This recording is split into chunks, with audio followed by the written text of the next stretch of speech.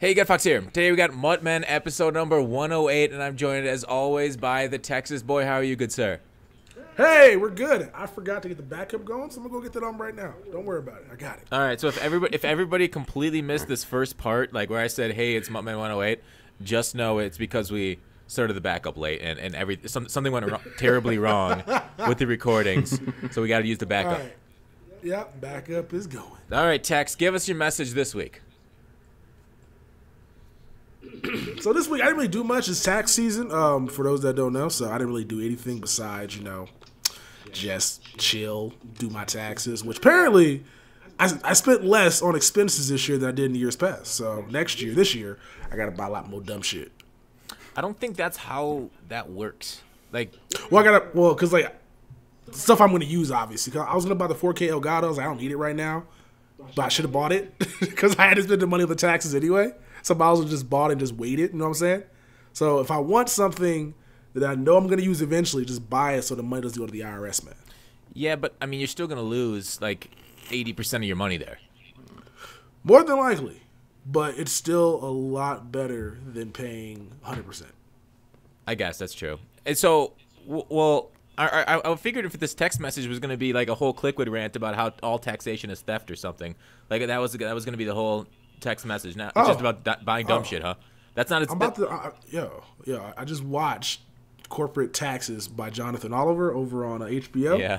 I think I'm about to pull some stuff. And put my money overseas and just let that stuff sit there, so I ain't got to pay the money back. And I was thinking that too. I was thinking about throwing my stuff over the Caymans, but they don't take change. Yeah. Like 80 cents apparently doesn't fly in the Caymans. I don't know. That's not worth the charge, not worth the phone call. Which is weird because it's named after a bird. You'd think it'd fly. But anyways, talking about, I don't know, overseas and the void. I don't know how to make this transition work, so I'm just not going to do it. Our guest this week is Zirksee. How are you doing, Zirksee? Is that a bird? Were you going to try to say that I was overseas? Yeah, I don't know. Is that, how did you find your name? Is that like a bird or something? That's a transition. Honestly, I've heard a lot of people ask me if it was from the movie 300, because apparently it's from someone in there. But I've literally never watched the movie, and it's spelled completely differently. So Xerxes it's spelled with an X, and it's from the Bible, I think. Even he's like he's in 300 too, but he's a big figure in both books. Yeah, me and my friend just randomly were thinking of things that started with Z, because I figured that'd be a cool gamer tag. Because my old gamer tag used to be Ladies Man on Xbox, so had to get rid of that. How old are you when you made Ladies Man? I think 10. Yeah, that makes sense. sense. That's a fire YouTube channel. Yeah. Ladies Man playing man. Yeah. You'd have been killing the game. It was spelled wrong too. It was perfect. Yeah, I can tell you, ladies don't care for proper grammar or spelling or anything like that. They look over it. They just care about that sexy voice of yours. But Zirksee though, so yeah, that's when I have this. I have 130 people I'm sub to on YouTube, and you are the last one. Don't you feel like you're losing some views from people clicking down the subscriptions on the sidebar? Well, that kind of sucks. Yeah, no. That's upsetting a little bit. It's upsetting, but as long as you're subscribed to me, at least I know that I have you. Yeah, I mean, you're gonna change your name to 11111 Zirksee, so you can be near the top, right, of everybody's subscriptions. I'll put 19 Madden Zirksee or something when Madden 19 drops. Perfect. I'll pull a TT TT did TT23 Madden 18. Oh, did he? Do something like that. Yeah, you got to go with Madden first too. But anyways, yeah. Let's get on to let's talk actually more about you at the beginning. So tell us your history with Madden and your YouTube channel. Let's hear a little bit about you before we get into. Actually, let me go through the agenda. Then we'll talk about you, and then we'll get into the whole thing. So we're gonna talk through Zirksee, his life, Texas's way of fixing power-ups again, Madden 19 ideas from Zirk. What you didn't like about 18 or did like about 18, movers, ultimate tickets, position hero defense, power-up pack, fan appreciation packs, draft promo, coach adjustments, solo grinding on MLB The Show versus Madden, and then the Q&A from the YouTube comments. If you guys want us to answer any of your questions for next week, put them in the comments below. In the description will be Xerxes info, Texas's info, and I don't know, a tip about how to make good lemon fish. All right, so... Zirksee, tell us about your history with Madden and YouTube. All right, so I used to be a giant COD player. I didn't really play any sports games at all until Madden 15, And then started playing that around Christmas time. So I was the Christmas Tube getting absolutely destroyed when I tried to play head-to-head. And then started up YouTube in Madden 16 around February. And then come December, I think I hit 1,000 subscribers. And then June of 2017 was when I hit 3K. And then from June to September was when I kind of started my whole straight into the content and dropping a whole bunch of tips and stuff like that. And that kind of propelled my channel to grow a ton. And then, of course, we had the controversy with Mr. Guru during that time. Yeah, we brought this up pre-game because we wanted to talk about it. So talk to us about this. How this controversy start with you and MUT Guru? So actually, he had me blocked at the beginning of this conversation. I don't remember why he had me blocked. I actually used to edit his videos on his YouTube channel. He paid me like $5 a video, I think, to edit, which wasn't really hard to do. He just played, I don't remember what games he played that I had to edit. But going into the conversation, I think someone asked him if they could send me a free copy of Madden 18, which I was sponsored by a coin site, so obviously they're not going to send me anything, and EA Sports Twitter has me blocked, and Guru has me blocked, and Guru actually, I think, quoted the tweet and said, #use code Zirksee. So that's how it all started. Did you get a bonus from your coin sponsor for that advertisement? Actually, I did. Nice. Yeah, it's pretty nice. And then, I can't remember the exact words that he used, but we ended up going on for like about an hour arguing, and it was a big community thing, because I think just about everyone was in there. Collenberger even threw some shots in there. It was definitely pretty interesting. Yeah, it was like, I don't remember much except for like Regurgitation Channel. Basically, yes, that's the word. That's the word I was looking for. Yeah, basically you're like a news channel, right? Yeah. Explain your content. So what I like, did from that time before Madden 18, as you know, they drop blogs like every single day. So what I would do is I would go over the blogs, review it all, and then that would be my video for the day. And then once, I think it was like directly after this, once all the other people that actually got to fly out and play Madden 18 early, like Kay, Toke, all those guys, I asked them if I could use their videos. Kay said yes, Toke said yes, so I uploaded their videos to my channel. And then I actually got a DM, I'm not going to say from who, but I got a DM from a YouTuber who told me EA is specifically looking to copyright strike my channel for those videos. Huh. So I privated those videos instantly because, of course, I didn't want to get copyright strike. And they were definitely pretty mad at me for doing that. I think they were mad at a lot of people, because I think a lot of YouTubers were taking like Toke's and K's videos and uploading them, and EA was, copywriting them. And then right after that is when Guru kind of came in. I don't think. Well, here's kind of my understanding of last year's situation. So, it's the EA Play stuff. Did you post any EA Play stuff that people got like I don't know, shaky cam footage of? Yeah, I did.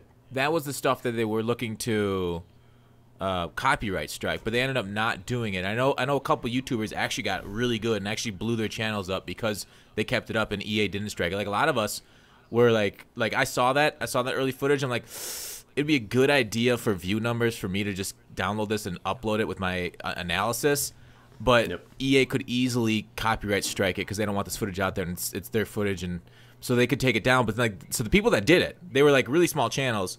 They got hundreds of thousands of views on these videos, and it blew them up. And I was like, God damn, I'm jealous as fuck now. And then so other YouTubers started posting it too because EA didn't strike the channel. So then everybody started doing it. So I could see them striking it. But once Toke puts up the video and K, that's like, it's not EA's content kind of. It was like, I thought I saw a quote from them saying that's their content they have to deal with if they want to deal with people uploading that stuff at that time. Texas, do you hear anything about all this? Well, because like typically like with the re-uploading of a video, like reaction stuff, like I don't know how YouTube's weird. Like I don't think you actually own the right to really anything once it's out on the internet. And the way like these guys are doing breakdowns, they're not actually re-uploading the same video and letting Toke talk. They're giving their analysis on it as well, which is a little different. So it's not the same exact thing as what some channels have done in the past, where they just copy and re-upload it. Like that happens with trailers. You see them just go to OBS, record the trailer, and re-upload it right away, and not do anything different on it. And those usually get taken down, or the ad revenue goes towards the company that put the trailer out. But with this, I don't know why they were personally trying to. Well, I know why, but I don't get why they were trying to like specifically target somebody when other individuals in the past have done stuff much worse and the channels have not suffered from it. Yeah, because that's fair use. You're describing fair use, and I mean fair use is still like I don't know, out there in court, and it's kind of like a gray line almost, like reaction people that just show their face looking at a camera. Yeah. Like I've seen some YouTube channels where they literally just watch Disney movies, and it's just their camera in the corner while the Disney movie's going on, and I'm like, well, that's really borderline fair use right there, because you're not really adding anything to it. You're not analyzing. Like there's like reaction channels like H3H3 that adds to the video, like, and they do analysis. They make fun of it mostly, and that's fair use, but. So that's interesting that EA, is it just because they just don't like you? That would be my guess. I think it would probably be because of Guru. You can't even say it's EA. It's certain individuals, I would think. Because EA doesn't know about a lot of the stuff that goes on. So certain individuals, I would say, would be more accurate representation. Yeah. Yeah. They were also like, when I posted that, I think that leak video last year where I basically leaked all of MUT 18, what was going to be in it. That's not something, like, I mean, they could have. There's nothing they really could have done. I guess they could have. I was using Madden footage over it, so technically that's their IP. They could have taken out, but I know they weren't happy about that. But there wasn't anything they could really do. Right? I don't know. That's tough. I mean, obviously they can do whatever they want. You'll just have to sue. Yeah. You'll just have to sue them in order to get it rectified. And nobody's. Oh, definitely. Yeah. Yo, it happened to me. Was it when I did that field goal glitch video, like how to kick 80-yard field goals? That video just got deleted randomly for no reason. Wait, what? Really? I was like, how to make 80-yard field goals, and then like I get an email saying your video has been deleted. I'm like, I didn't delete it. Yeah, YouTube just deleted the video because I guess somebody at EA didn't like it being up there, and so they can do stuff. I guess they feel like it. Really? They said it was false advertising.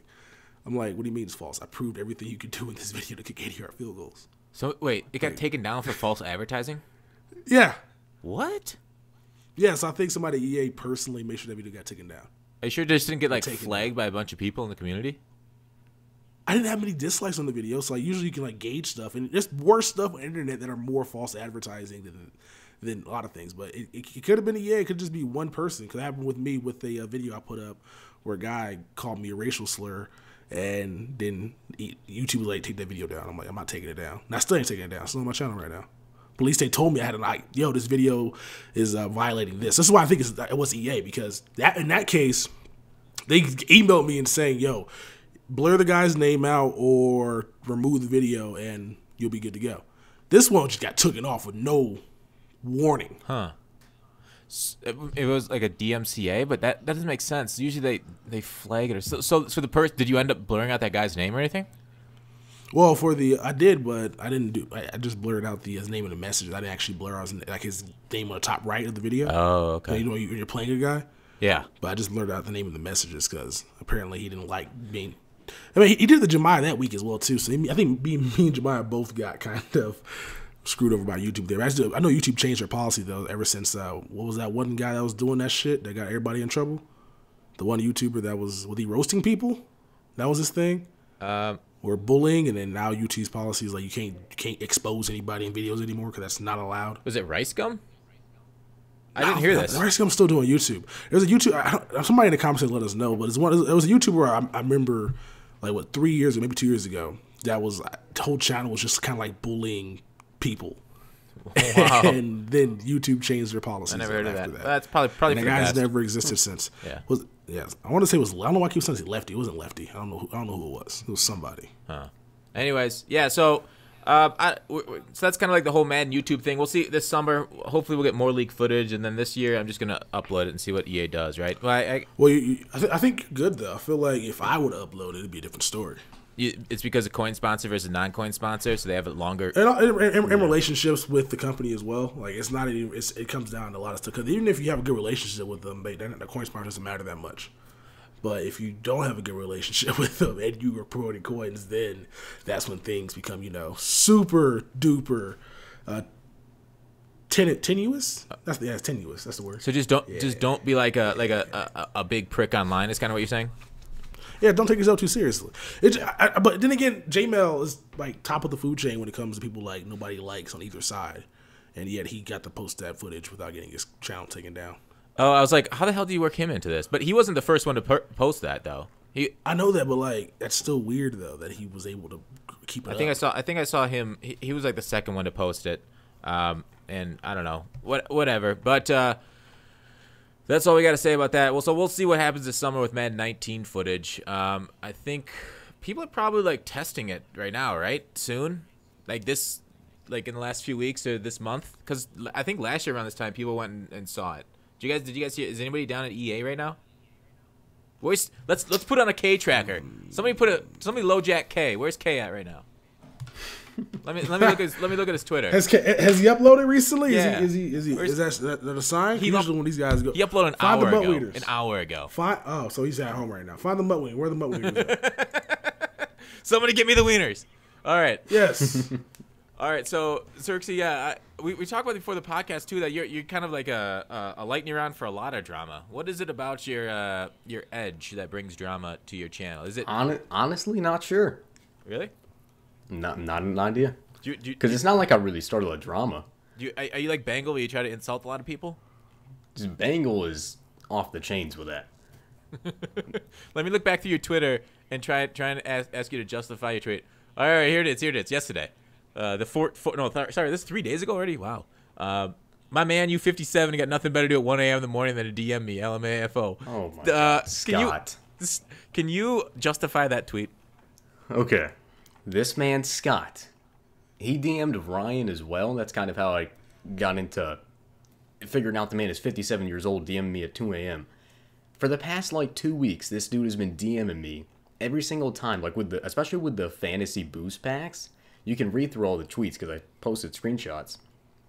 He DM'd me saying how it's clickbait, or first he started off saying that I was clickbait. Then he said that I worked for EA, and how my packs are placed into my account by EA or something, and they're juiced, and how it's false advertising, just working for EA trying to get people to buy packs when they're not good at all.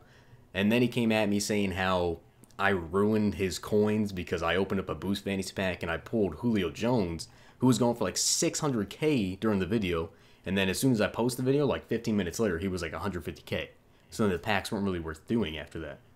So he's trying to say that it's my fault for him losing all the coins. That sounds legit. How much did he lose though? Because even if you were to spend 50K and 70K, it's 160 to do the damn pack. Exactly. It wasn't costing that much.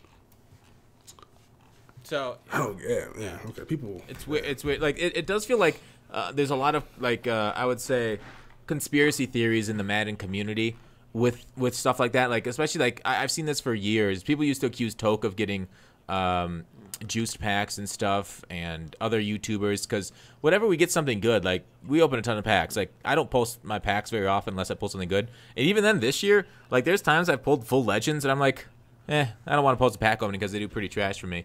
But it just happens, and then you gotta clickbait it. This is amazing. I pulled this full legend, but then you guys don't see the times where we like this past weekend I pulled absolutely shit, and guess what? That's going nowhere near the YouTube channel because nobody wants to watch terrible packs, right? That doesn't pulling nothing doesn't get. It's just the same thing with the MUT subreddit. Pulling nothing doesn't get upvoted, but you pulling the limited time card that gets upvoted. So it's the same thing with YouTube. You don't want to show people disappointing content, basically. Anyways, how about this one? You bugging, man, lol. This ain't a copy. Just he put secret doesn't mean Mike Mack is copying, lol. Tons of YouTubers see vid pop in and try to use the same words in the title or steal ideas. This ain't even one of them, but I'm just saying YouTube's all about copying, lol. That was another one of your drama ones. The day before, April 13th. Literally every day you got one. What's up with this? So that was the one I was talking to you guys. Was that earlier in the podcast or before? With the person saying that I uploaded my video 7 hours before Mike? That was before the podcast. I think we talked about it. Yeah. Pre-show. Yeah. So basically, I'm going to explain it to the podcast. Me and Mike both uploaded videos, again, having to do with what Scott was yelling before, the 57-year-old man who has nothing better to do at 2 a.m. Basically, the Boost Fantasy Packs, again, I put hidden, I think, in my title, or secret, one of the two. And Mike put either hidden or secret, I don't remember which one. And he tried saying that I copied Mike when my video was uploaded 7 hours before Mike's. So I don't understand that. Yeah. Yeah, How about justifying this one? Does anyone ever flush the toilet before you've done peeing to have a race? I've totally done that. But I was just going through other tweets. All right, let's get on to Wait, y'all pee in toilets? Yeah, let's get on to the whole podcast. I'm done scrolling through your tweet line. Everybody give Zirksee a follow on Twitter so that way you don't have to have me read them out for you. All right, Texas. First thing up, you say you've got a way to fix power-ups again. Haven't we discussed this? All right, so we have discussed this, but this comes from our favorite person in the whole wide world, NYM. Nice. A.K.A. Ali, because that's what I like to call him. No, it's NYM. He sent me, okay, or NYC. Or UNC. NYG. Yeah, it's okay. UNC, No, we're good. He got four names, man. He's a man that has, he's the most interesting man in the world, man. It depends, yeah. But we'll call him NYM for the sake of this purpose. So I'm going to go ahead and read this. My apologies that I sound awful. Got a chest cold. About to be over it, though, because my throat started hurting, which is great. All right, so he wrote, this is how Madden should let us fix power-ups. Any suggestions or adjustments to his idea, let him know. All right, so he said power-ups allow us to upgrade them through grinding as well as other methods. Than methods mentioned below. We can use XP to upgrade these players incrementally. Example, 2,000 XP can be used to upgrade player X from a 75 to an 80 overall, but in doing so, we now go back down to having 0 XP. This also takes away from the ability to use said XP to go up in levels. This way, you have a choice to use XP to upgrade a player or go up in levels. So you get what I'm saying there? You get that? Either use the XP that you get to rank a player up or use it to rank yourself up. Yeah, rank yourself or your player. Okay. All right, cool. All right, let's see. So this is. But how would you get XP just by playing the game? Basically, kind of how we do right now, because we get XP for doing solo challenges, for playing head to head, for maybe even completing sets at that point. Just something like because the show has that where you knock a set out and you redeem it for, or a program out you redeem it for XP. Yeah. Yeah, so they can just do what they do now, just expand upon it, so that way people have a chance to actually use the XP outside of. He'll get to more. Yeah, let's hear the full proposal. Yeah. All right, gotcha. He says levels must change as well, so they offer true rewards to the consumer, not just another way for me to spend more money on exclusive packs. More on potential changes below. Upgrading these power-ups using the grind method makes the power-up nat. In order for us to change these cards from nat to auctionable, we would have to use the following: elite tokens, gold tokens, team-specific, silvers, wild card. There's no penalty for doing this. The card loses 2 overall points. Player X goes from an 80 overall to a 78, and obviously the rating goes down as well. They did something similar with Kim 101. Remember that with the we could choose an auctionable. You could choose an auctionable or non-auctionable. Yeah. So he's saying if you wanted to power down your player, you would lose 2 overall, but they become auctionable. Is that it? Huh? No, we got more. Okay, let's hear it all. That's the grind method, right? Because that's for people who want to grind with the XP. All right. Get what I'm saying? Yeah. Cool. I'm following. Right. Yep. The non-grinder's way to upgrade power-ups would be the way we have it now, with the exception of the card being auctionable. This method allows money spenders to get the card they want without having the heavy grinding needed. Make power-ups have dual Kim and abilities. Make power-ups have dual Kims and abilities right off the bat. This makes the card more desirable, and the amount of users who participate in power-ups would increase exponentially. Is that it? That is it. Okay. All right. So here's my reaction: is how much different artwork do they need? I think that's like the big thing which stops them. Like that takes a long time to do the different artwork on the card. I like how that's your takeaway. It's about them. It's not about is this a good idea. Well, here's the thing. Good ideas are a dime a dozen. Like that. There's literally a dozen ways of doing power-ups better than they're doing it this year. That the good ideas don't matter. It matters like how much EA in like the 1 or 2 people that they pay to work, and they work part-time on a contractor salary, which basically they get paid by some dude in a suit chucking quarters at them. They basically, how long does it take to make these cards? Like that's like what I had. There was the base card art. There is the power up NAT, the power down NAT. There is so 4 card arts for each card to give all that different ones. Like yeah, sure they can use the same card art, but then it like wouldn't be like different cards. I don't know. I personally think it's a fine idea. But again, it seems overly complicated, and you could bring that down to like 1 or 2 different cards, and power ups. Sure, I mean if that's the way they go, I would be fine with it, both a grinding way and a paid way. But yeah, like I said, it's sure I'd be fine with it. Zirksee? That was a lot. No, I can read it again if you want. Power ups. I'm not gonna read it again. So basically, it's complicated. It's really complicated. Yeah. But the thing is, right now, are you guys all at the maximum level? Yeah. So all the bonus XP that you're getting right now, you could just use for power ups, unless they want to update it like the max MUT level like more frequently, so that you actually have to choose. Because I'm sure a ton of people are at the max MUT level, so all that bonus XP you're getting, you could just use in power ups nonstop, basically. Yeah. And I mean that's assuming they keep levels the same. Maybe they give us more next year. Yeah. Also, it probably like what he said. This shouldn't be like. So if you like what MLB The Show has with the level up system, you can just go as high as you want to what diamond tier, and there's no like cap on it right at the bat. What Madden's been doing is kind of being scummy to us by allowing us to spend more money on their game by giving us these packs that aren't actually free. So if you could just keep leveling up to the max 100 or whatever the hell it might be, 200, nobody would probably be at max because they'll use some of that XP anyway to make their team better, as opposed to using it to or leveling up just to buy packs. Kind of what we do right now. We all level up in Madden really just to buy packs. Yeah. Which is not, it shouldn't be the point of leveling up for anything. It should be trying to get the best team possible, not just to get out of here and buy packs with a chance to get something great. Like, what else could they give us in levels besides for packs? Maybe more free stuff, I guess. More like, again, back to the show. I mean, that takes tickets and stuff, but like they got players over there that you can actually use in your team. But I wouldn't want to use money for that. Like maybe coins for like you can buy this 89 overall player specifically for maybe like 5, or maybe more like trial run players where you can use a 97 overall legend for like 10 games, shit like that. Okay, that would be cool. They can do uniforms. They can do a lot of different things. It just depends on what they want to do. Collectibles, I would say collectibles would be kind of cool to get, but nobody wants collectibles. Nobody wants to get like stuff they can't play with. Yeah.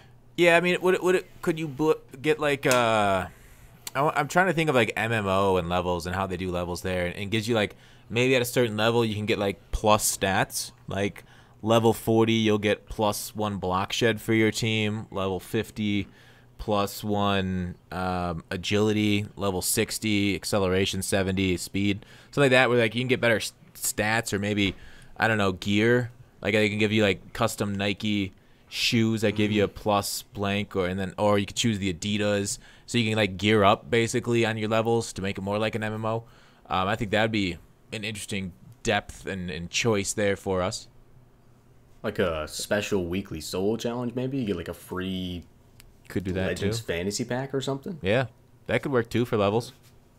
They can also incorporate member awards as well. If you're a certain level, yeah, you get that as well. It's something they can do. I haven't really thought it out, but I feel like if we sit down for like half an hour, we can come up with a bunch of things they can give us. And that's why that is better than spending $20 on the best of the best pack. Although the best of the best pack, I mean, those packs are pretty darn good though too. Only if you do it like that week. If you got yours today, you're not getting much unless you pull like Randy Moss. Yeah, or any of the other 98 Ultimate Legends. Then you're doing well, like I did. That fullback ain't going for nothing. What are you talking about? I'll fight you right now. You will fight me over a fullback cost? Texas, I feel like you just feel like fighting somebody. Do you need to get part of like some sort of boxing club to get your aggression out? I might need to, bro. I might need to get out of here because I feel guess like how much Okoye is going for, you son of a bitch? 560,000 coins. He's not. What do you mean he's not worth anything? That's over half a mil. Who is out here paying $500K for a fullback? Somebody is. The market is. That's not Juszczyk, bro. this dude Juszczyk has identifier and he's better. What are we doing? Yeah, but Juszczyk's a lot cheaper. We're talking about coins here. I know, but like, why are we out here buying fullbacks that like you can't even get to 99 overall as it is right now? Dropping a bunch for a fullback, it ain't gonna be blocking nobody. It's stupid. Yeah, well, we're talking about the packs, not people making smart decisions on the market. You're right. All right. You're right. I thought Queen would be like 300K. But anyways, I'm wrong. My apologies. Right back to what you said. We could come up with a ton of solutions in like a half hour. That's why I instantly brought up the execution part, because solutions are one thing, but it's got to be able to be executed by EA. So simplifying it to make it great for us, just like this year, how simple. We've talked about this a dozen times. Just make us able to power them down and sell them. It's so simple. You don't need to change any artwork. You've already got it done. Power it down through a set. Allow us to sell it. You'll get a lot of people that are or be able to or choose the chems, or there's so many different solutions for it. It's literally on EA just to fix it or not bring it back at all and do something new and innovative next year. But we'll see. Fat chance of that, right? Wait, they bring it back. They kind of have to innovate on it, because what they did this year was literally the bare minimum. Yeah. It was milestones was creative. The power ups were really a power down. See, play on words. Nice. I like it. Yeah. All right. So I don't know what the hell this, but things that are going on. I don't know. Madden 19, Zirksee. What's something you think they should bring into the game? Give me something innovative, something changing, something that EA could do. Something changing for Madden 19. Yeah, no repeats of 18, 17, 16 back. Give me something innovative for 19 that you think EA could potentially do. Or that you'd like to see. That you'd like to see in 18. Let's think. Well, the thing that I was gonna say before you just said not to bring anything back, was they should have actually kept it going with the Gauntlet Unleashed, because I feel like the Gauntlet Unleashed was actually extremely good. And it helped a lot of people's team, especially at the beginning of the year. But they should have kept it going, even to now. Kept it going. Even if we didn't have more Gauntlet players, just give us the tokens, because they were 5K quick sells. And then you could maybe make it a 92 plus auctionable and 94 plus NAT. But I don't think they would want to do that with Ultimate Legends and everything in the game. Yeah, so bring back the Gauntlet Unleashed. All right. Tex? What about you, 19? Or Xerxes, you want to think of something innovative, and we'll come back to you, or are you? Yeah. Let me think. All right, Tex, give me another 19 idea. Madden 19 MUT idea that has not been done in Madden. What if it's done in the Madden that they have not brought it back yet? Can we talk about? Can we do that? No. Okay. Damn. Sheesh, bro. This is kind of tough, because a lot of the things, I'm trying to think of other game modes that exist. Well, obviously, I want more event stuff for weekend league. I want this past week MLB had lefties event. Yeah. This week. Yeah, I want to see that in Madden. Imagine all lefties event in Madden Ultimate Team. I like that. Imagine only using left-handed linemen. you gotta make sure these guys are left-handed. It'd be kind of just kind of the same play. It'd be Vic at quarterback and some receivers. But maybe they could do all your defensive backs have to wear the number 21. Yeah. And all your linebackers wear number 55 and linemen 99. They can find some innovative stuff like that to where they can actually force people to change up their team. So if we're gonna keep going into this head-to-head, and you want us to play 25 games every single week in order to win crazy rewards, please change up the mode and let us have a little bit more fun with it by rocking players that we normally wouldn't play with. That's the point of Ultimate Team, really. It's just to play with players you wouldn't play with. Yeah, I think the events in MLB are much better than Weekend League. So here's the events in MLB. At least I enjoy them more. I'm sure people have their opinions on it. But the events, they give you 10 days to do, 30 to win 30 3-inning games. The 3-inning games take what 10 to 15 minutes, and they give you 10 days. Madden gives you 3.5 days, right? Thursday, half of Thursday, Friday, Saturday, Sunday, to play 25 full 45-minute games. So, and the events, like Texas said, and we've talked about these events before previously. We said we want funny rules, 7-on-7, different events and different things they bring to them each week. That's a great idea. I would definitely take that as an upgrade of Weekend League. I would be fine getting rid of Weekend League and bringing in some sort of event that they change the rules at every week. What do you guys think, Zirksee? Yeah, beef you up. And kind of adding on to that, what you could do with that as well is maybe add in weather games where we actually have snow or rain that kind of affects your players. Like when you play solo challenges, your player slips off the field or something, and he's kind of out for the rest of the play. I feel like some people wouldn't want that in the game, but I feel like it would kind of make it more interesting. Yeah, if they had it in a change it up. separate game mode. Yeah, yeah. Something just a casual thing, just for fun, not for like competitive stuff. Texas, you sound like you want to say something. Well, let's say like with these like with what they're doing now, they can have both. It's just try to. I feel like more people will be interested in playing because I've seen a lot of people with like garbage teams compete with this event in the show because hey, I got a left-handed hitter that is decent. And I got some pictures that I can go out there. Anybody can win, really, because it's baseball. It's random. Whereas with Madden, like, you go in the weekend league, you ain't got a good team, you're not going to have a fun time. Mm-hmm. So I think that'll get a lot of people involved. And they don't even got to go based off of ELO, really. They can just go based off of just random matchups and just allow people who are better with those specific individuals to succeed. Maybe, what would you think about a field that is wider? Longer, but not as wide. So like they compress it. That'd be kind of fun. I think you're playing. Yeah. How would you? Yeah, it'd be tough to move the ball in offense there if the defense doesn't have to cover many passing lanes. But yeah, I'd like it. Yeah, sure. It'd be mostly rushes, but then like if you can figure out a way to get the ball down the field passing, like it could work out for you. Yeah, I like it. Why not? Or do a chode field where it's like 50 or 100 wide and 50 long, and you have to go there. I don't know what that. Mm-hmm. Or what they could do is something that is I wouldn't mind trying is maybe it's every play the buttons change so you never know who's who. Oh, I like that. The randomizer. Yeah. So like you pass the ball, you hit X is actually circle. I like that. And you throw, you gotta like make a quick decision. Like it pops up. Oh, every time dope instead of knowing who's who, it just pops up when their routes compete running. They can figure out some stuff to make some fun. I just want to have fun playing Madden. How about an all target passing 7-on-7? Oh my god. All target passing. Yeah. Just sit back there, throw the ball. Yeah, exactly. All right, so Zirksee, Madden 19 idea, innovative. Give it, shoot it. Pro Bowl games. All right. Like it's sort of like competitions, like they have during the Pro Bowl, best hands, passing, stuff like that, where they throw the ball and they try to hit all the different targets. I'm digging They could bring something like that in, but have it give you some type of rewards in Ultimate Team. Here's the thing: is they already got that stuff in the game, and they did that for long shot, right? And how hard is that to port over, right? Exactly. Yeah, I love it. Or bring back those combine drills to go along with it. True. They could do those too.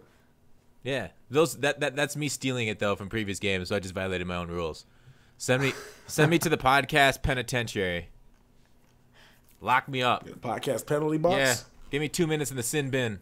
I feel shame. Sin bin. All right, so hey, next up, what do you like let's go through. What did you like about Madden 19? Not something you thought you'd answer. How hard is it to like this game, right? With the amount of negativity online. It's so weird. Like whenever I see like EA tweet or like a YouTuber tweet, they're like, "Game's dead, yo. Game shit, yo." Give me something positive about this game that you liked in 18, Zirksee. Surprisingly, and I feel like some people actually don't like it. Like you guys literally just talking about it. I actually like how Weekend League is set up. Okay. Except for they did kind of just increase it with the new rewards system. How it works because at the beginning of the year. The gold, like tier 1 and 2, are actually better than the elite tier rewards. So most people would get 15 wins and they would just stop. But now with the way that the reward system works in MUT Champions, Weekend League, I actually kind of like it. Yeah, I would agree that rewards have rewards right now are amazing. Like you add them up for people that have done Weekend League consistently, they're nearly like 20 million coins they've made off Weekend League. This year, it's insane the rewards they're giving in Weekend League. That's not something I think many people are going to complain about right now. I don't think I made that much because I'm not the best player. I usually get like 15 wins and that's it. But for people that get top 10, top 5, they made a lot. Oh yeah. Like adding up If you add up Savage and he seems to put out a video like 1 million coins when he played Weekend League, 1 million coins every week, every single week. Yeah, it's crazy. Oh yeah, it was. What else did you like about Madden 18? I enjoyed, like I already said, the Gauntlet Unleashed, but I wish they would keep that going with it. Yeah. Actually, something that I hope they bring back next year, but I hope they change the position to a depth position, was the LaDainian Tomlinson. Oh, okay. With the daily packs. I actually like that, except for the fact that it's a running back. if they did wide receiver or cornerback, like a depth position, so that you wouldn't be stuck with the same player every single, month or two. They kind of did it with Champ Bailey. Yeah, with a power upset, sort of like that. Yeah. All right. Hey, so I just want to. This question just popped in my mind. Was Madden 18 a good year for a content creator? Bringing it back to YouTube, was it a good year for you? Do you think, or do you think they could have done better for you? So right now, no, absolutely not. Now, they've done a little bit good, I guess, with the best pack and like the MUT level things. How those videos do pretty good, and how you can make videos like how to level up fast. But the simple fact is, they're really behind with everything. Like last year at this time, I think we had spotlight players, movers, we had something else. I know we had at least 4 days or 5 days of content every single week. Right now we have 3. And they were a month and a half late with positional heroes, and we still don't have golden tickets. Yeah, oh yeah. 100%. We'll talk about those in a second. But so, I mean, all right. I feel like the YouTubers that I've seen, at least like the mid-level ones, the top guys are always going to eat. But like the mid-level ones seem to have done a pretty good job this year. With it seems like there's a lot of people at least interested in MUT this year, and it's franchise too. Franchise has gotten a lot of good numbers too on people who do franchise only. But it does seem like there was a lot of people interested, at least in YouTube content this year versus previous years, and numbers have exploded for a lot of guys. Yeah. The one thing I have to say is, surprisingly, it's April already, and I have like the numbers that I have right now for my channel are better than any month except for August and December. Yeah. Right now is like the second highest amount of views we've ever had. That's why, like, past month. And obviously Fortnite took a lot of creators away, which lessened the competition for us. But it's weird, like, when I see I made this tweet like, Madden's not more dead than any other year. Everybody's freaking out for nothing. I apparently like just, I don't know, triggered people with that, and I got a lot of like, quote retweets and replies and stuff like that. And I'm like, I mean, I'm looking at the people interested on YouTube, and like people like you're eating like crazy. A lot of people are getting really good numbers. I'm like, I don't know, man. I'm not seeing it. Like I remember in Madden 16, like October, when everybody's channel was like dying. And like I was like, okay, well, this might be an issue. But whereas like now I'm seeing like you're getting 10,000 views a video. I'm like, Jesus, like, because that's good. I mean, and people are eating that, are doing consistent Madden content. They're still growing. They're still getting good numbers. So I feel like the whole Madden is dead thing is kind of just a meme at this point, and it's really just competitors saying it because all their tournaments are over. Would you say that's accurate or not? I'd say part of that, and also just the fact that a ton of people are just paying more attention to Fortnite. That's just the big thing, is Fortnite took everybody away. So if you really weren't that interested in Madden, you're on to Fortnite by now. Yeah, but which like, I have to say, even myself, I mean, I make a video in the morning and then I hop on Fortnite. Like, I really don't play Madden that much. But like, what other numbers do we have besides for view numbers? Like, EA's obviously not sharing their numbers. Like, and just look at the view numbers for everybody. They're all crazy, doing well. Texas, I want to hear what you have to say about this. Yeah, it's I think it's because a lot of people are on break from school. And on top of that, going into the summer, so you're going to be getting more people getting eyes on it. And so, but with EA, with the content stuff, like I think every single year they're getting later and later with stuff coming out because they keep holding things off. I don't know if that's because of redlining or because they have other things they want to put out first, but there's a lot of stuff we got like a couple weeks ago that we should have got a month or two ago. Yeah. I remember Jake talked about that with Commission 101 solos. I'm pretty sure it wasn't supposed to go from an 88 to a 96 immediately. I'm pretty sure it's supposed to be something in between. It just wasn't dropping it out. So Madden seems to kind of have that thing where it goes up. It just goes up and down. It's never really consistent. And you may struggle like after Christmas and Super Bowl, all that stuff, but then it'll pick back up. Because like some of my biggest videos that I uploaded like last couple of years have came around this time of year. And that's just because a lot of the funds is where it starts to happen with EA and putting out like cool packs. And I know a lot of the competitors that say Madden's dead is because they ain't getting no views in their tournaments because nobody trying to watch y'all play. Yeah, so that is something I noticed. Like TT23 made a tweet about this. Like him and Gaming Powerhouse played a game on Twitch last year. Remember our YouTuber tournament last year, where we all kind of got together. It kind of fell apart because of egos, but regardless, the one that I didn't get invited to. Yeah, that one. The one that Vic backed the one out. that I didn't get invited to, and they were like, "Oh snap, we forgot to invite Tex." And then they try to get Bingle to invite me last minute because somebody canceled. It was a whole. It was a whole. That was a part of that. The whole YouTube. Yeah, a lot of egos, and it kind of just fell apart. Regardless, I'm not gonna get into that. We're not gonna talk about that. So, like they got 2,000 views on that Twitch stream last year with TT and GPH is what TT said, and that's what the Ultimate League is currently getting, 2,000 views. Now, Zirksee, I want to hear your opinion on this. Do you think EA is happy? Like, I mean, I know they're on Disney, so I think they're getting whatever Disney numbers, which are probably bonkers. People watching, like, I don't know, 500,000 people watching them there. Do you think they're satisfied with 2,000 people on Twitch? Is that good enough for them to watch their Ultimate League? Honestly, no. And I have to say, I do click on the stream every single time, but I don't watch it. And I feel like the majority of the people that do click on the stream, they're not actually watching. They're just there to get the Twitch drops. Yeah, that's all that I do is I click on the stream and I mute it because I don't care for the game. Like competitive side of it, I really don't care, and especially since we all know those games are pre-recorded, so it really doesn't matter. Yeah, it's not like it's live. Yeah, it's tough to do them live, to fly out those competitors every weekend because they got lives. Yeah, it's something I mentioned. I think was it last week that like. We're praising this NBA league for flying these guys out, but we're not realizing they're taking them away from their families for 6 months at a time, and a lot of competitors, especially like older ones, they wouldn't be able to do that. They'd have to turn it down. What's his name had to actually turn down going for that one weekend? Was it Stevie? No. If this is what you want to do as your full-time job, you're going to have to make sacrifices with anything you want to do in life. So if you think you're good at Madden and you can't take a weekend off or 6 months off, it's not for you. Like one of the things that people got me into YouTube is like you always got to go into it head first, bro. You can't be out here with like contingency plans if it doesn't work out. You got to take that risk. And if you think that you're top tier, take the 6 months off. And the thing about it with Madden is though, Madden's not paying these competitors a salary like the NBA 2K, whatever league is doing. Yeah. Those players are getting salaries every single month. Yeah. So you think competitors they can afford to do competitors would rather take the $35,000 in salary rather than the Madden tournament where they go out for one weekend? Oh, I would. If there was 30 people guaranteed to get $35,000 a month. No. 35 grand salary. Yeah. I think that would be better for everybody, so that way you get more people who are the best kind of working together. But these people are selfish, bro. They don't want that. They want to make $100,000, $200,000. They don't care about everybody else. Yeah.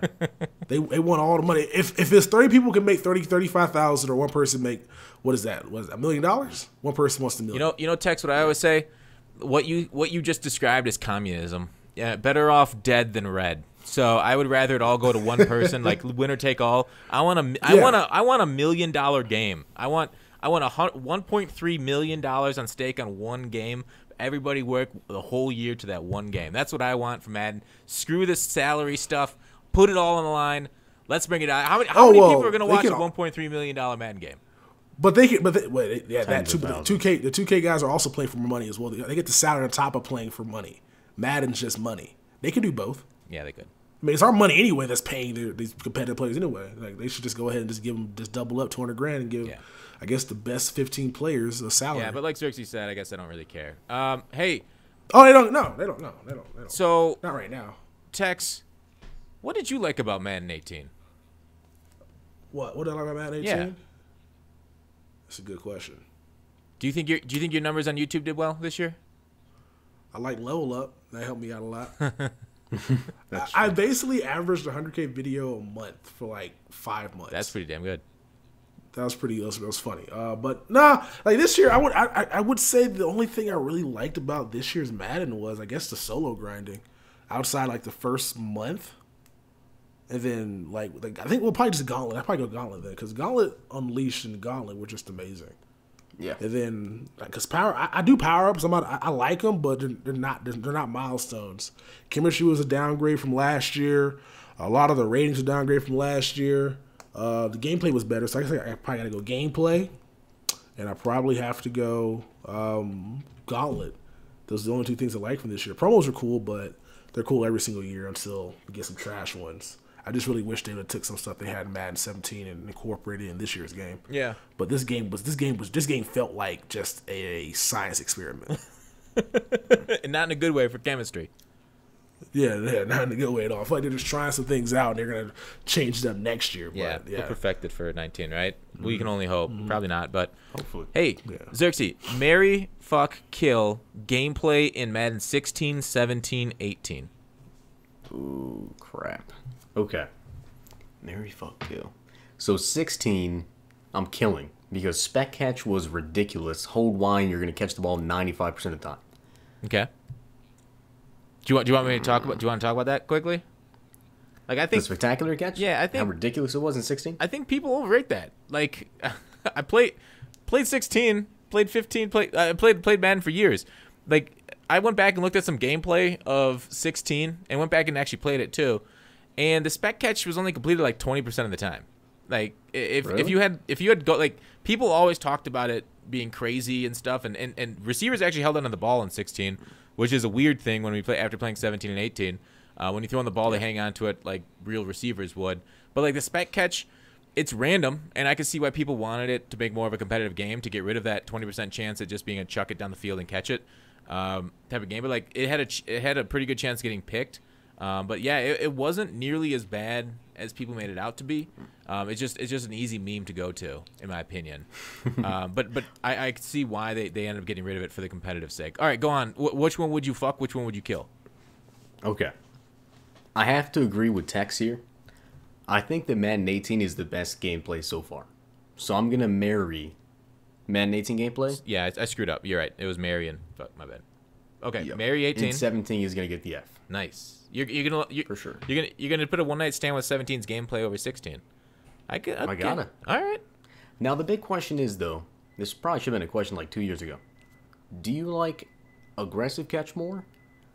Like the cheesy aggressive catch where I'm talking you get absolutely mossed, or do you want to deal with the swerve glitching in Madden 15? Well, the swerve catching was 17, right? No, I think it was 15. 15 was the face catching. Oh yeah, face catching. That's what I meant. Yeah, face catching in 15 versus aggressive catching in 16. Ooh. I was never a big proponent of like Madden 15. It was weird because like what Toilolo was like the best receiver in the game, at 6'8". Oh my god, the 6'9". Oh, the 6'9", yeah. Yeah. Like, can you imagine Carmichael with 15 face catching? Holy shit. Yeah, I think I like spec catch better than face catch. The thing is, I wasn't hit that often with face catching, and it was defendable, but it was pretty tough still. Yeah. And 15 had better like improvised screens too. I remember I liked improvised screens in 15. That was fun. And was 15 was 16 was Dre Archer toss. I like that cheese on solos. Dre Archer toss with the double juke. With what? Double juke. Yeah. I think then the 25. So yeah, I don't know. It's a tough one. Texas, how about you? Marry, fuck, kill, 16, 17, 18 gameplay. 17 kill, fuck 16, 18 marry. I think I'd agree with Tex. I think it would. Yeah, because like 16 is just like the reason why the aggressive catch was annoying. It wasn't because like it happened as often as it did. It was just the way it happened. So dudes that didn't need to have the catching will make those catches. So that's why it was the worst because EA can't code. Yeah, lineman out here, Odell Beckham catching. If it was like, no, fuck out of here. Yeah, you're right. If it was just Odell, Antonio, Kelvin, and Julio making those spec catches, that's one thing. But because it was like the Dre Archer and like the 56s overalls making it, that kind of killed people. I actually think that it was you, Tex. I think it was like a couple days before Madden 16 was even out on EA Access. Did you happen to have the game early? Madden 16? Yes. I don't even remember. EA sent me the game early, didn't they? Because they sent everybody the game like extra early that time. I remember seeing a tweet from you that kind of summed up aggressive catching in Madden 16. And it was a little, I don't remember what team it was. It was a little short white wide receiver. He was probably like 5'8". And he was doing like a falling back animation, catching it with one hand. And that was like the first day the game was out. If the game was even out at that time. So right then we already knew that aggressive catching was going to be done by literally everybody. And not just the top tier receivers. Yeah. Because we didn't even know what that guy's name was. So the coding was completely messed up with that. Uh-huh. So are you saying like all? Oh yeah, I remember. Okay, I remember that. Receivers look alike? I I think no. So I think what happened, I was doing like a creative player thing, and I just I just made a short receiver. That was so long ago. I don't know why I remember that, but I just do. Yeah, the game was how the game was, bro. I'm out here just dicking around with this in the game, and then like I'm over here. I think his name was aggressive OP. You know, that was his name. Aggressive OP. I think that's what his name was. Hey, all right, this is an easier one to answer. What didn't you like about Madden 18, Zirksee? Number one thing that I didn't like about Madden 18? Yeah. No journey. Well, technically, there was. I'm technically correct, which is the best kind of correct, as we all know. Yes. But no good journey is what you're saying. Yeah, no journey, and the lack of content was definitely there. They were like positional heroes, month and a half late, still no UTs or GTs, whatever we call this year. And then just the solo challenge. We didn't have like chemistry 101 solos, like are okay, but those take forever to do. Like I literally didn't do the first set, when you could get like the 88 Marshawn Lynch or Joe Hayden, and then they dropped the DeMarcus Lawrence and the Jared Goff. So I did them all, and it took me like 10 hours to do them all, just to get a 96 NAT. Wow. Like you don't have the Clinton Portis that they had. I think that was last year, right? Clinton Portis 99 that you got for completing journey. Was that 17 or 16 techs? So that was the end of 16 and going into 17. Yeah. I'm pretty sure. And then we don't have anything like Spotlight players, where you got the free 99 CJ Pro size last year.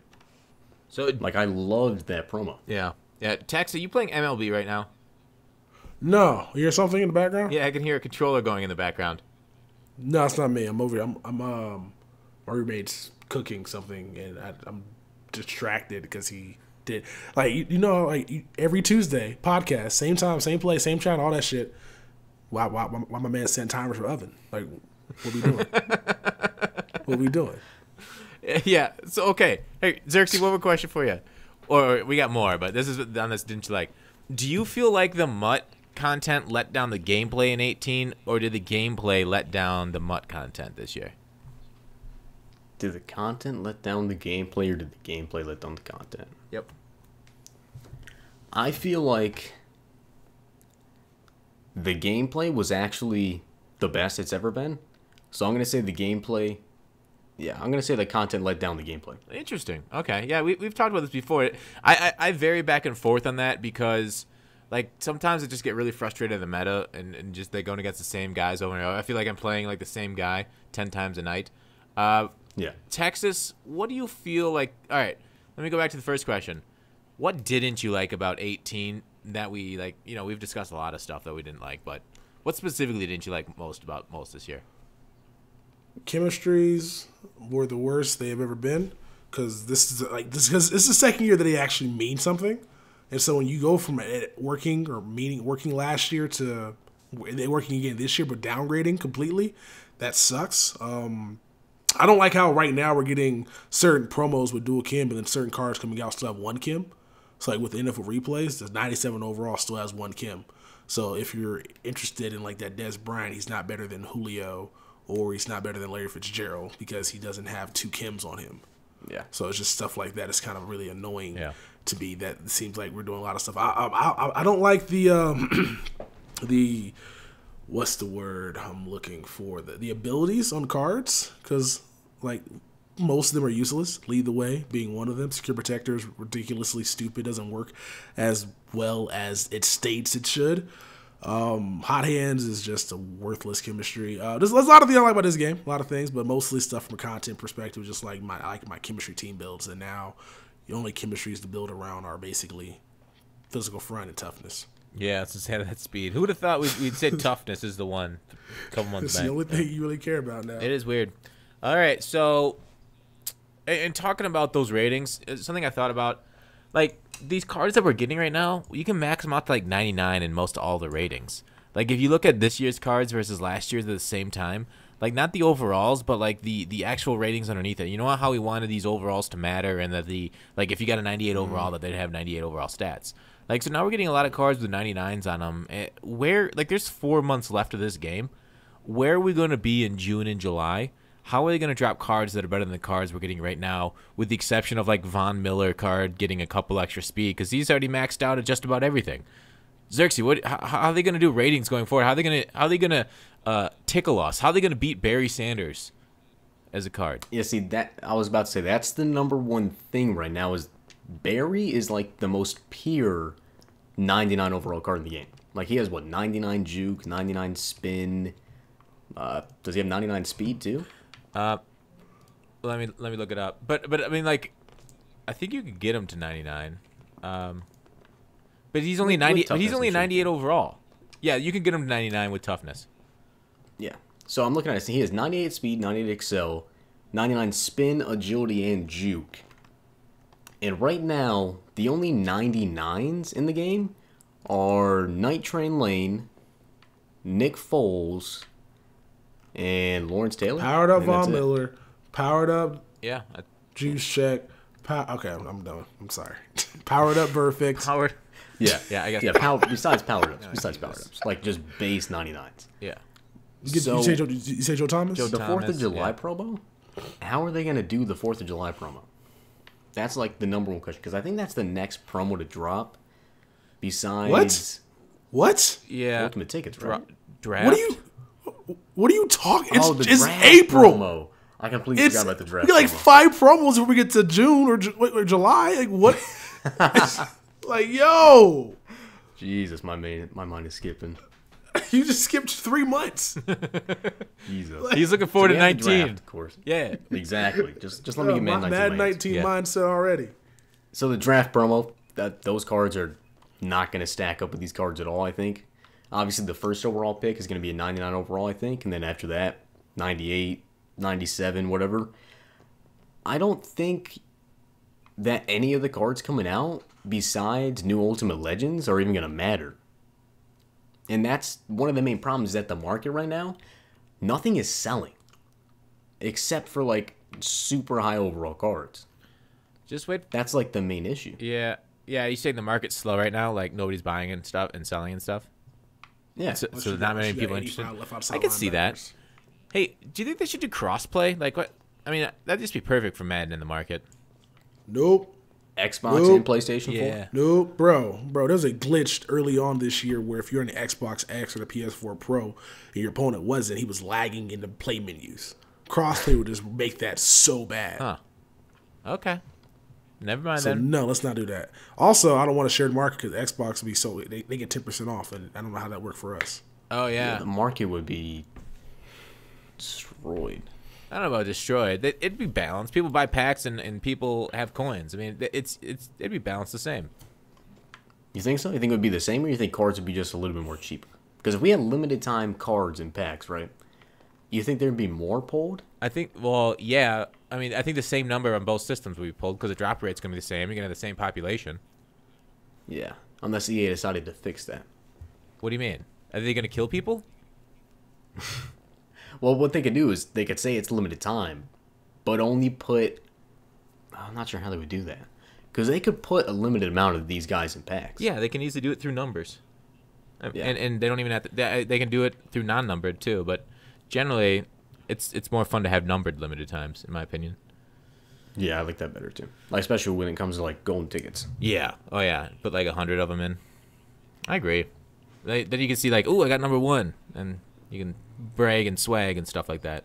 All right, so Then surf. with that, I mean, Texas, what do you think? I mean, with ratings going forward, Texas, let me hear your opinion on that. Like, are we going to be able to beat? Like, how are we going to get excited over cards? Not, we're not getting over 100 stats. Thank you, jerk. And I'm the jerk for EA lying. Yeah, thank you. Yeah, you're right. I'm that person that point out that your girl's cheating on you, and then it's my fault your relationship ended. No, blame her. Blame her. Like, I'm the one that pointed it out. Like, my fault she was doing it. Yeah. Thanks, Tex, you jerk.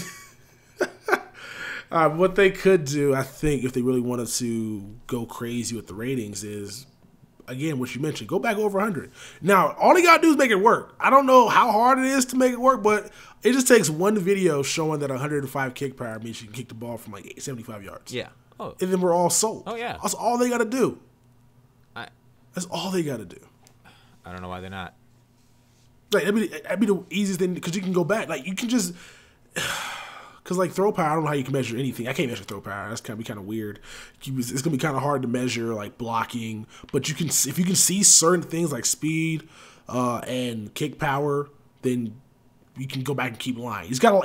There's only 2 things really, right, in the game of Madden where you can actually test physically. You can test throw power. You can see how far they can throw. Can you? Yeah. Well, so you can see how far they throw, but I think, what's 99 throw power? What's the farthest you can throw 99? I think it's like 62, 63 yards. 62, 63 yards. So if they did 105, it has to be like 77. I think it's like 68. 68. So they can. Oh, okay. It goes to like okay. So they can definitely do it on the testable ratings, and then we can go back to it. And it probably only like really 15, maybe less than that, testable ratings in the game.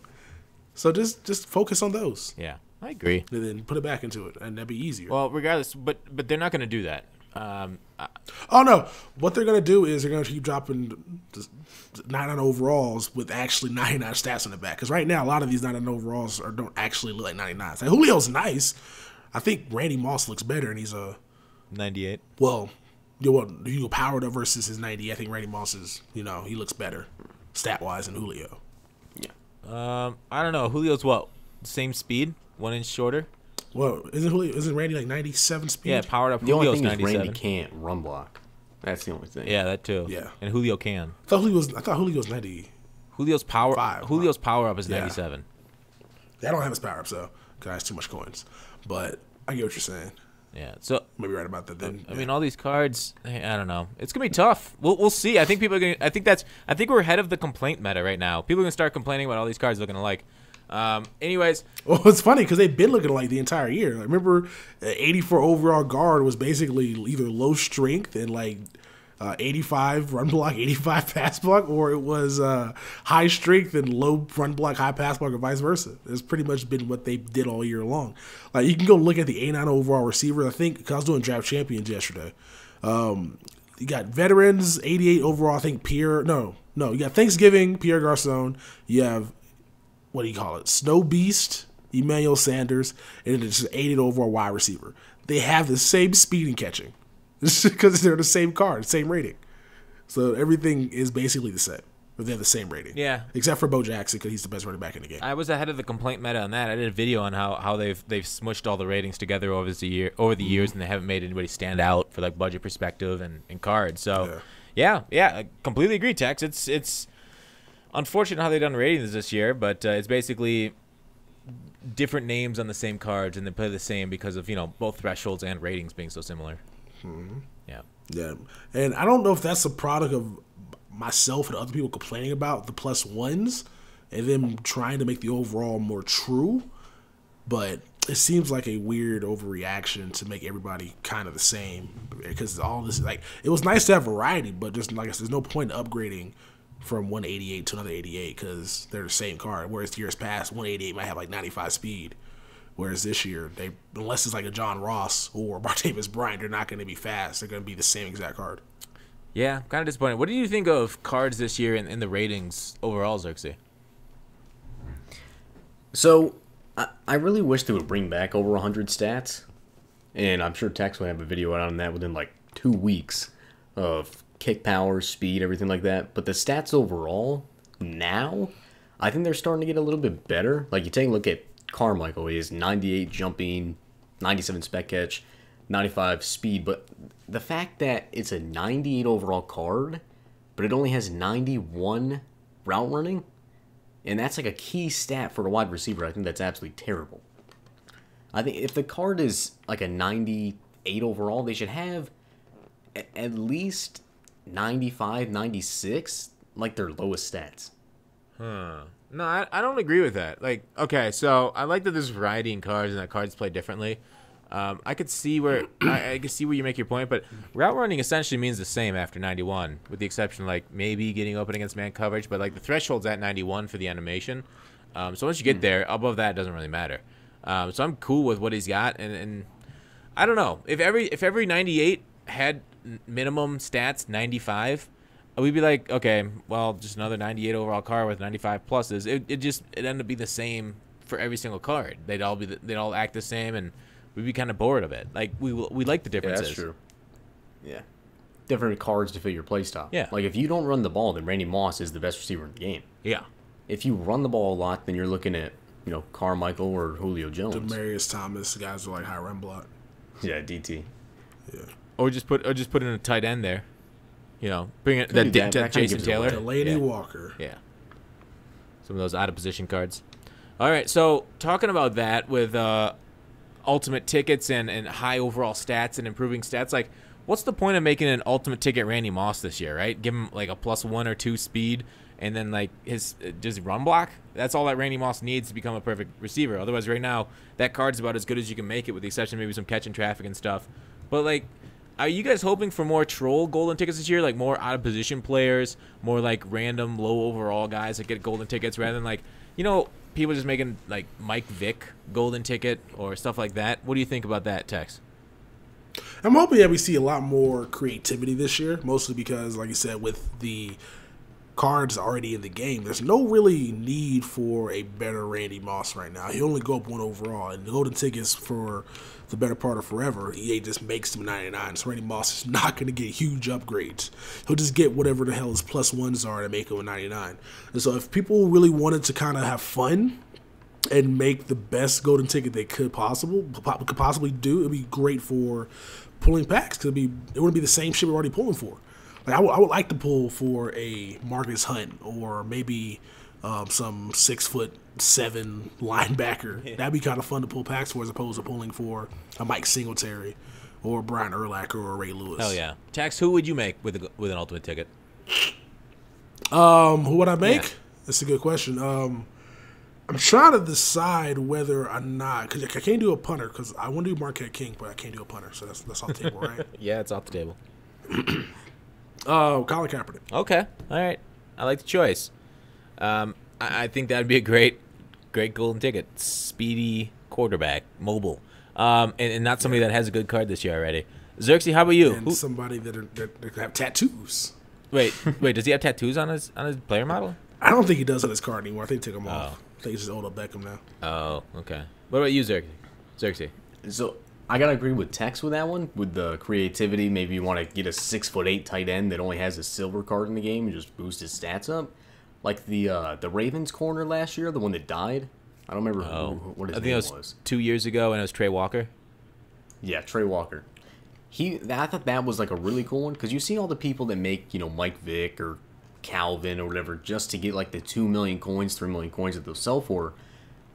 I think that ultimate tickets should be more like have a little bit of fun and not so much just make the most coins you can. More like go with your favorite player. Yeah, I like that. I like it too. So who's your favorite player? Who would you make?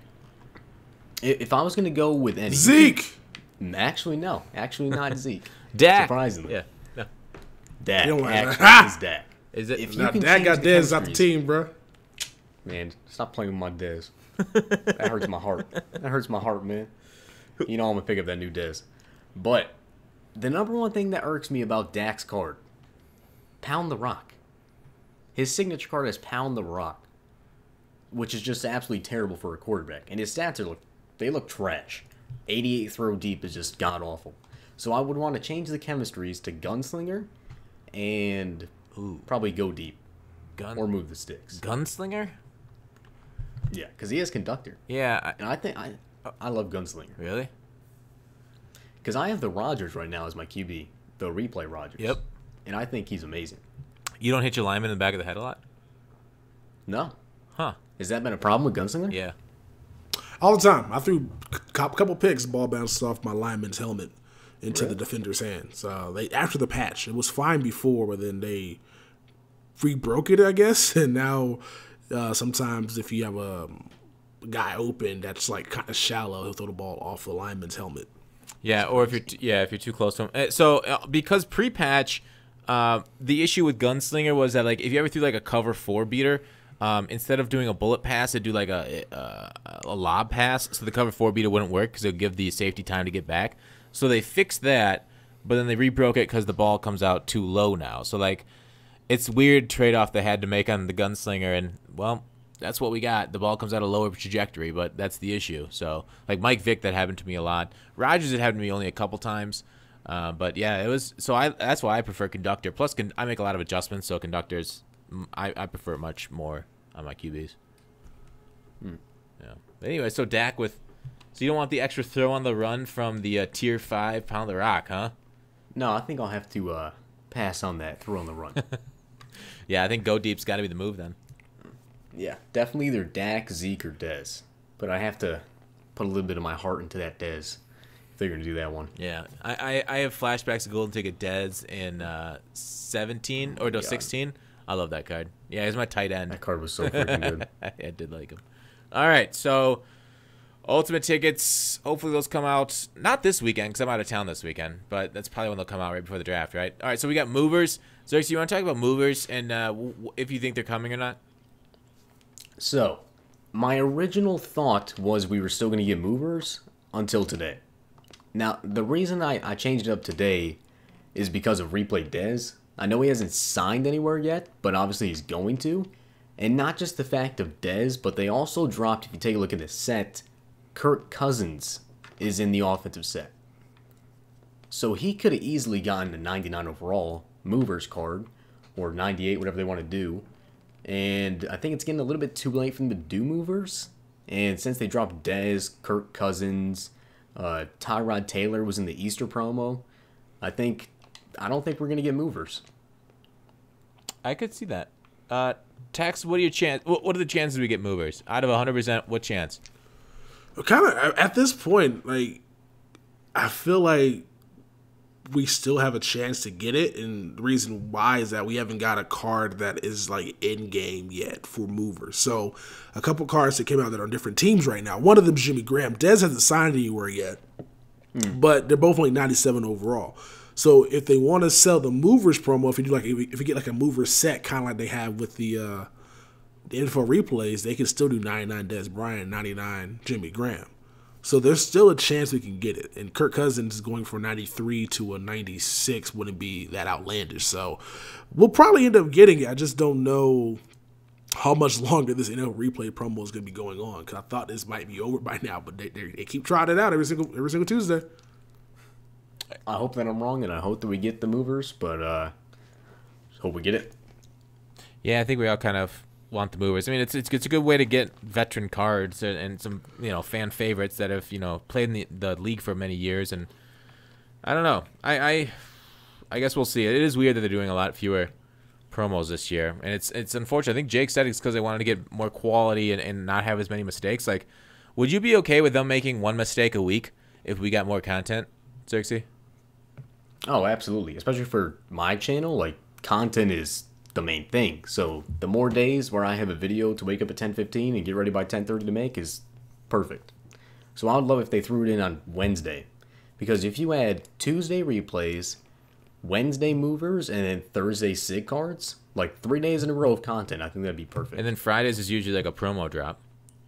Yeah, exactly. And then Saturdays you have Legends, Sundays Sadness, day off. Yeah.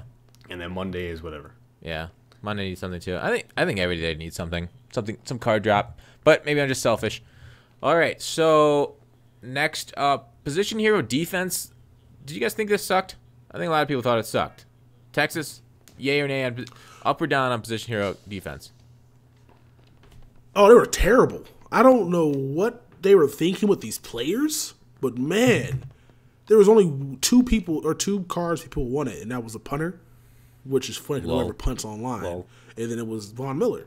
Like, this was really trash. Like, they did not give us anybody that we could use, and then the cards that we kind of wanted to use didn't have the chemistries that fit our team. So it's like, y'all did a terrible job with it. Like, there's certain players that we expected, Telvin Smith being one of them, Jalen Ramsey being another, that could have sold a lot more, made a lot of these cards more valuable, and that's not what we ended up getting. We ended up getting a bunch of bums, except for outside of those two that I mentioned. Like what are we doing with that? Like, Trevathan's fine. I mean, Burfict's fine. I mean, the linebackers are cool. Yeah. But did I think that they're stands not out. like, yeah, they're not cards that we were clamoring for. I mean, is that an issue though? Like, do we have to get the same cards over and over? Like, how many superstars are there in the NFL that everybody loves? There's like, how many on the defensive side of the ball are there like superstars? Maybe a dozen? Like the J.J. Watts, the Yeah. Richard Shermans, the Earl Thomases, Cam Chancellors. Yeah, okay. I got you. The Luke Kuechly's. There's only a few. Landon Collins of the world. Yeah. I get what you're saying, that we can't get the same cards over and over again, but those are the cards that sell the packs. Those are the cards that sell the sets. Like, if there was a cornerback that was worth doing, you know how much expensive cornerbacks be going for right now?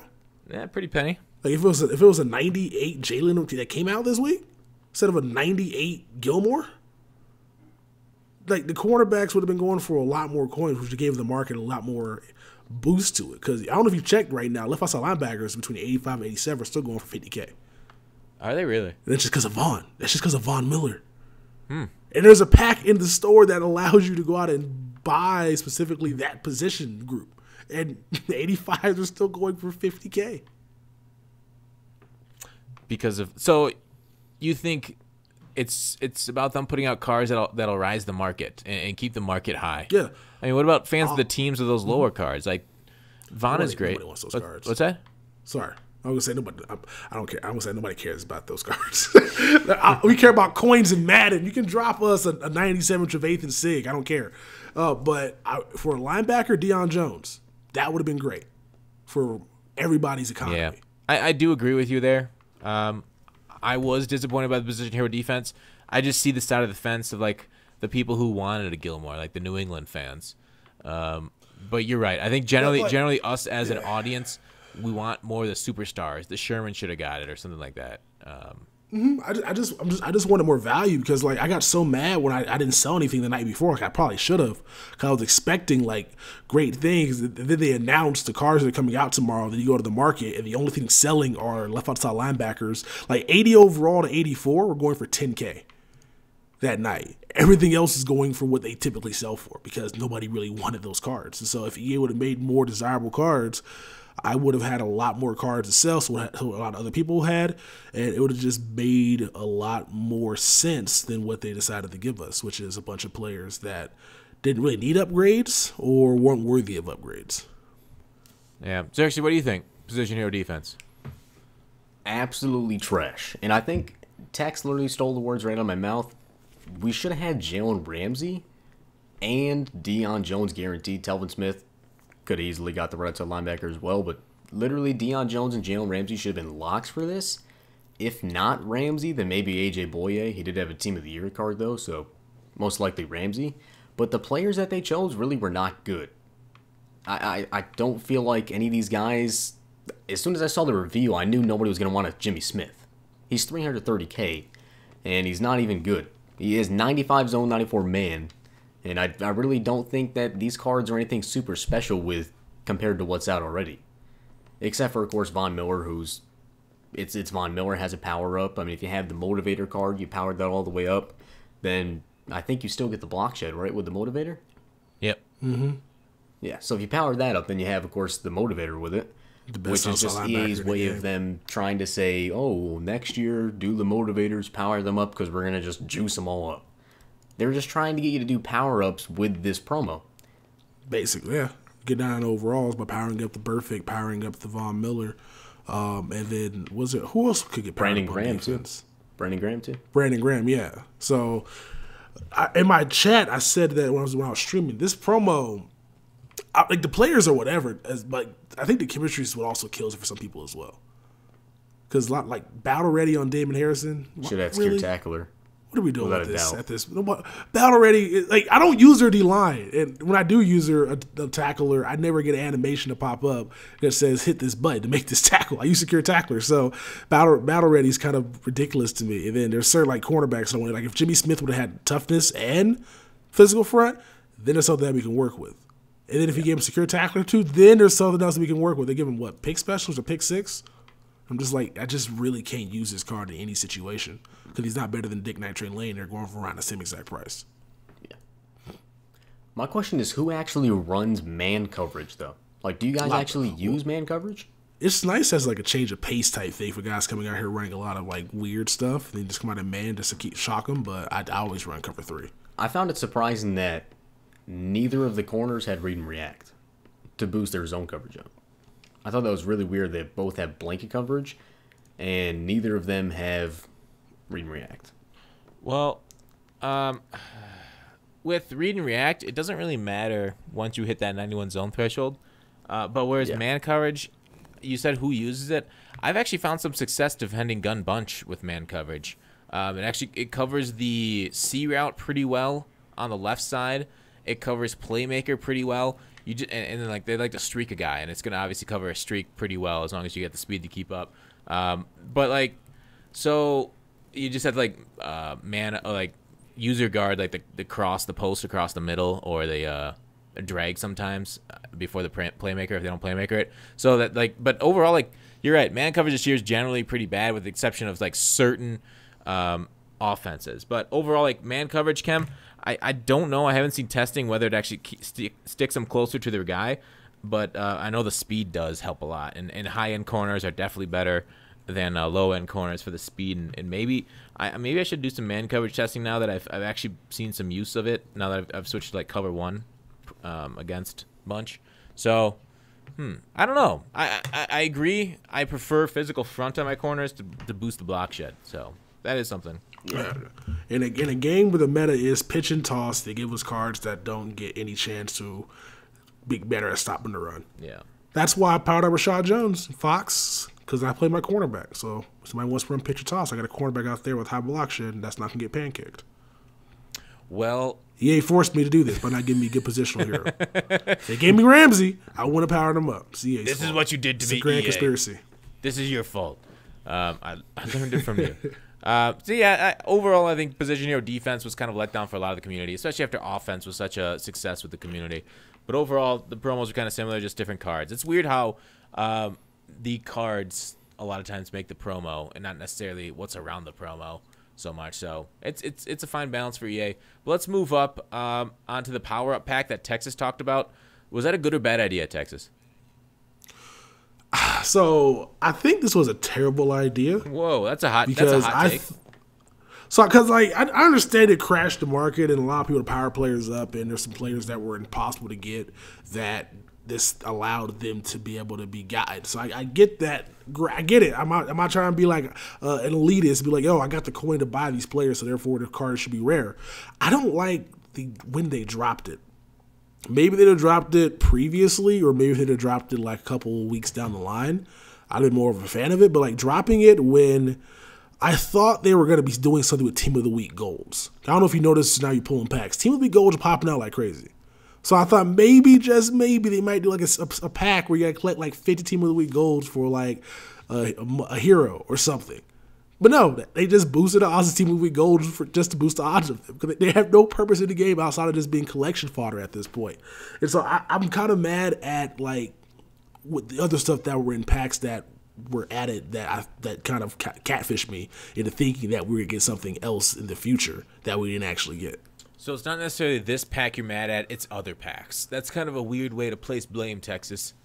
No, it's this pack, because this pack crashed the price of everything. And so because of that, there's no way we're going to be getting anything else with the golds or the other stuff that we have in our binder. How does that make any sense? It makes perfect sense. If you think about it, like, I thought that they were going to keep those cards going for a lot, and eventually they may do something in a form of a set that required you to collect the cards that they kept giving us in packs. But this pack came into the game super late, or super early, depending on how I feel at the moment, and crash the market on things, and now make me sad, because I was saving a bunch of Team Movie Golds because I thought EA might do something with them.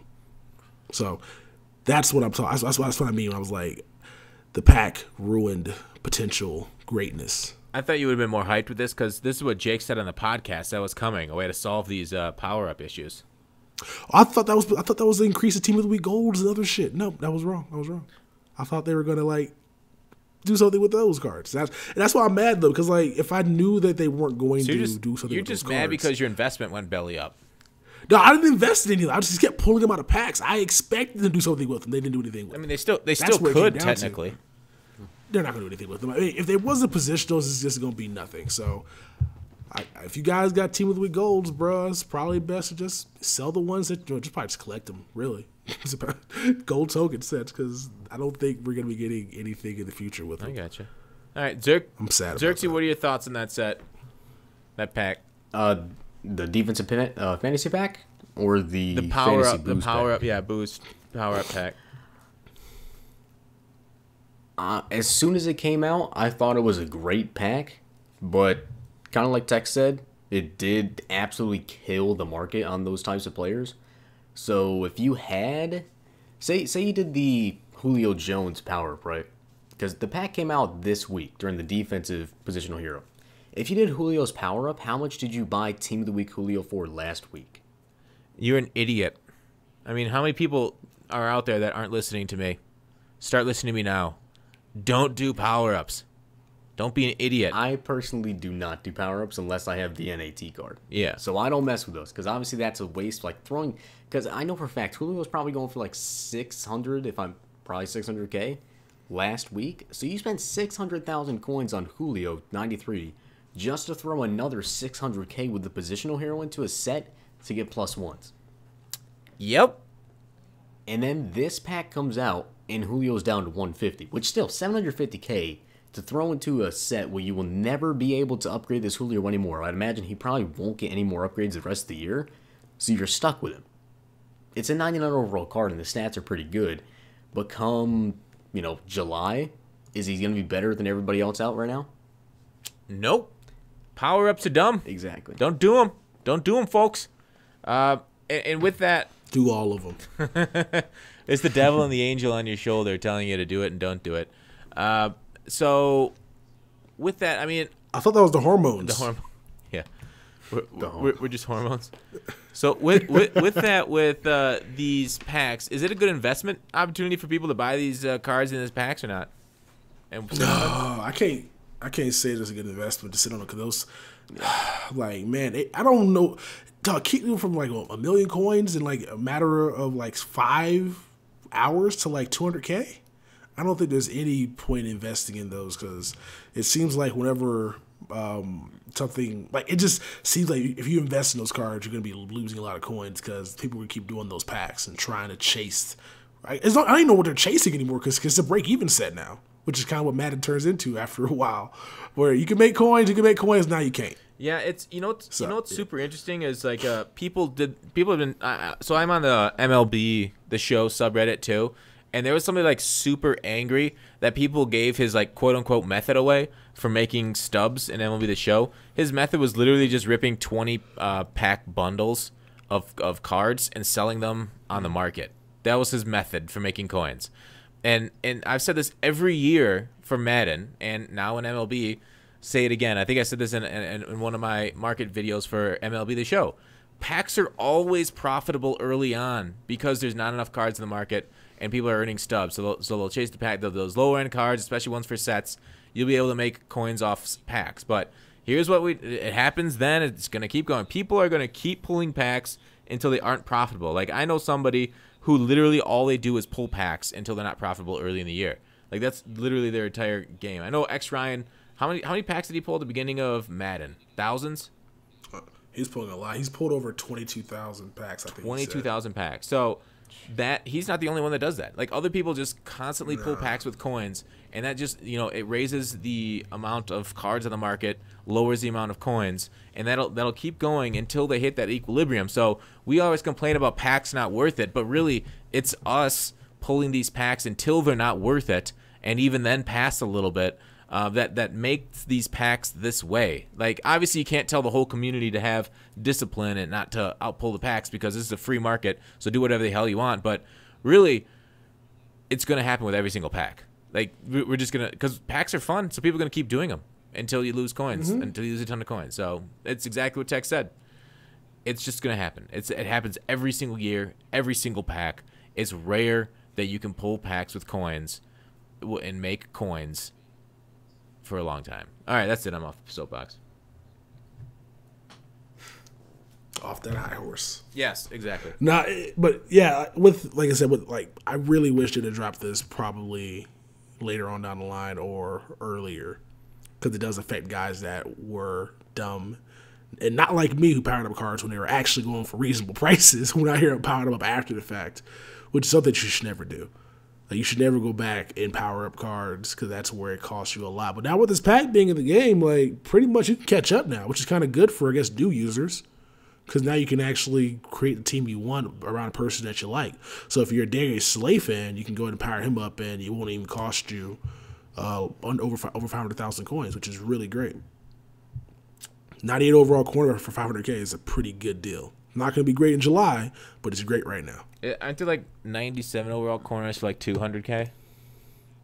Are there with physical front and with the two chemistries? Yeah, because he can get the two chemistries and he can actually. I'm fairly certain the Ultimate Legend cornerbacks are around that. They have one chemistry. What's that? They have one. What do you wait? They have one what? Oh, regular chemistry. Yeah, one chemistry and one ability. So if you're trying to like build your team, so like Darius Slay fits my team because he has blanket coverage and physical front. Oh, okay. And so I don't want to invest in one single. I'm going to sell Dick Night Train Lane whenever they drop another dual chem cornerback because I do not want a single chem cornerback on my team, even though he does have two abilities. That seems silly to me. Does it? He's like one of the best cornerbacks in the game with his run stuffing, secure tackler. Yeah, and he still gets blocked by Brandon Cooks on pitch plus. Fair point. All right, so I think we got a couple topics left here. The fan appreciation packs. Zirksee, you want to talk about these things and the potential coming back? Do you want to get on that? Like, here's my question. Are fan appreciation packs actually good? Obviously, people like them, but is it more like YouTubers like them? Like, I know Savage salivated over them last year because, they get good numbers and they're exciting packs. Like, is it actually good for the market to crash it with the fan appreciation packs? See, that's the thing. As a YouTuber, I absolutely want it back because who doesn't want to put in their title, 99 overall pull or 30 elites pulled, because those packs are absolutely juice. But it does kill the market, and it kills basically every card in the game that has an item pullable. Like, I'm sure you'll pull, at this point in the game, I think you could pull, I know for a fact you can pull positional heroes, because I pulled the punter last year, or maybe it was the kicker, from a fan appreciation pack. Oh, nice. So if you can pull positional heroes like Von Miller or Rod Woodson for the Ultimate Legends, it would destroy the market. And I'm sure like tons of people would rip those packs. So is it actually good for the market? No. Is it good for YouTubers? Absolutely. So should they bring them back or just wait till July? I would say, do you want me to speak as a YouTuber or speak as a Madden player? Do the YouTuber first. YouTuber? Yes, because I would love to have those absolutely juice packs. So you want them right now as a YouTuber? Would I want them right now? I think I would want to wait a little bit because there's still some content that needs to come out before they drop that, like the 4th of July promo. But I'd like it maybe around 4th of July. Okay. All right. Fair enough. Similar timing to last year. What about as a Madden player? Do you want them? As a Madden player, I would not want them at all because your cards would all just go to the floor in terms of value. Yeah. So I would not want them as a Madden player. As a YouTuber, I'd want them. Text, but not until July. Text, same questions. Do you want those fan appreciation packs ASAP or wait till July or what? I don't think we need them because, like, what are we going to be pulling for right now? That's what it comes down to. What's in packs to pull for that is worth having? So, what are those packs guaranteed last year? 95 or better? Is that what it was? I don't know. They were just juiced. I don't remember the absolute. Yeah, I don't even remember what was in them. They weren't that they were great. like one program. Yeah, they were like elites from programs or something. But it had to be a rating, though. But like, I really don't want to see those packs right now because I feel like all it would just be is Ultimate Legends and replay Team players, of the year, and then occasionally, Team of the Year. I'm good for now. Maybe when we get better players to pull for in packs, which would be great over the summer, especially for those that have a bunch of coins in their account that they just don't want to sit on, so they can't transfer them to the next year's game. So I do not want them. I'm cool with them increasing level cap and giving us more exclusive packs you got to pay for, but I don't really want to see a fan appreciation pack that's going to tank the market. Even though my team is Nat. It's not going to affect me as much as it'll affect others. Yeah. All right, I got you. Hey, so with end of year content, do you guys want solos that give away ultimate tickets again, or do you want like numbered ultimate tickets to make them more exclusive? Text first. I want numbered just because I want to see how many are pulled. Cause I don't think EA puts out as much as we think that they do. I feel like because it's kind of crazy that we see cards like 300,000 coins limited time, then a week later they're like double that price. And so I do want to see how many of these cards are being pulled. So, and since we ain't got milestones, I don't know what they can give us. Maybe if we got a MUT Master collect, but we can get an ultimate ticket guaranteed, since they decided not to do anything with that as of right now. But I don't want to see any solos for that, at least until like maybe when they till maybe July. Then maybe you can go ahead and do that. But I want to see a number because I want to see how many of these cards are being pulled. I gotcha. How about you, Zirksee? Yeah, I'm going to go with text. Definitely the number, because, of course, who doesn't want to have, like, the number 1 gold ticket Dez or whatever comes out? Because, of course, I feel like if you have the number 1, you actually might be able to sell the card for more. Like, I think it was Madden 15, I want to say. GS actually bought, like, the number 1 golden ticket Calvin, and he bought it for, like, 100,000 coins more than the other one was going for. That's not bad. Just to say he had the number 1 that's card. not bad at all. I would have expected, like, $1 million or $2 million more this year. Yeah. If it's a golden ticket Kelvin, yeah. And just basically to see how many are actually pulled. Now the thing is, will they do 1 out of 100, or will they just do number 1, number 2, number 3, and just keep it going? Usually, if they do that 1, 2, 3, they'll end up giving a final number after they're all out of packs. Yeah. So that's not bad. Jake talked about that, and we were all for the numbers on the podcast. So hopefully they continue that. Hopefully they bring numbers back on more stuff like that Night Train Lane we had for the Black Friday promo. So with the draft promo coming up, are you guys kind of looking? Do you guys want something similar to last year's draft promo where they put it out as the cards came out, or what kind of sets and stuff are you looking forward for the draft on that night, Zirksee? Well, it honestly depends. I actually made a video on how to prepare for the draft promo. Basically just saying what I think is going to be in it. And I think it's going to be like last year, honestly, where they have that thing. I think it was, if you got all 32 of them right, you got the 99 master. Like, or not even all 32 right. If you got just the most right, you got the 99 master Cam Newton. And I don't remember what was in the master set, because there was a set they released after the draft promo already started. Like, I think it was after all the cards had been released. Like, after everyone had been drafted, they released it to where you had to put, I think, the first 20 people drafted into the set? Something like that. But the draft promo itself, I'm not really too intrigued by. It really goes on by how your team is made. Like, if you have a 97 overall team right now, and your quarterback is a 96, if your favorite team is the Browns, they're probably taking a QB at number 1. And, of course, the number 1 pick is a 99, and then for me, the Cowboys pick number 19. So it's probably going to be like a 94 overall, whoever we pick. And I'm expecting a receiver. Probably not going to make my team. So for the draft promo, it's either pick up the guy your team drafts, or just pick up someone like a 99 overall number 1 player.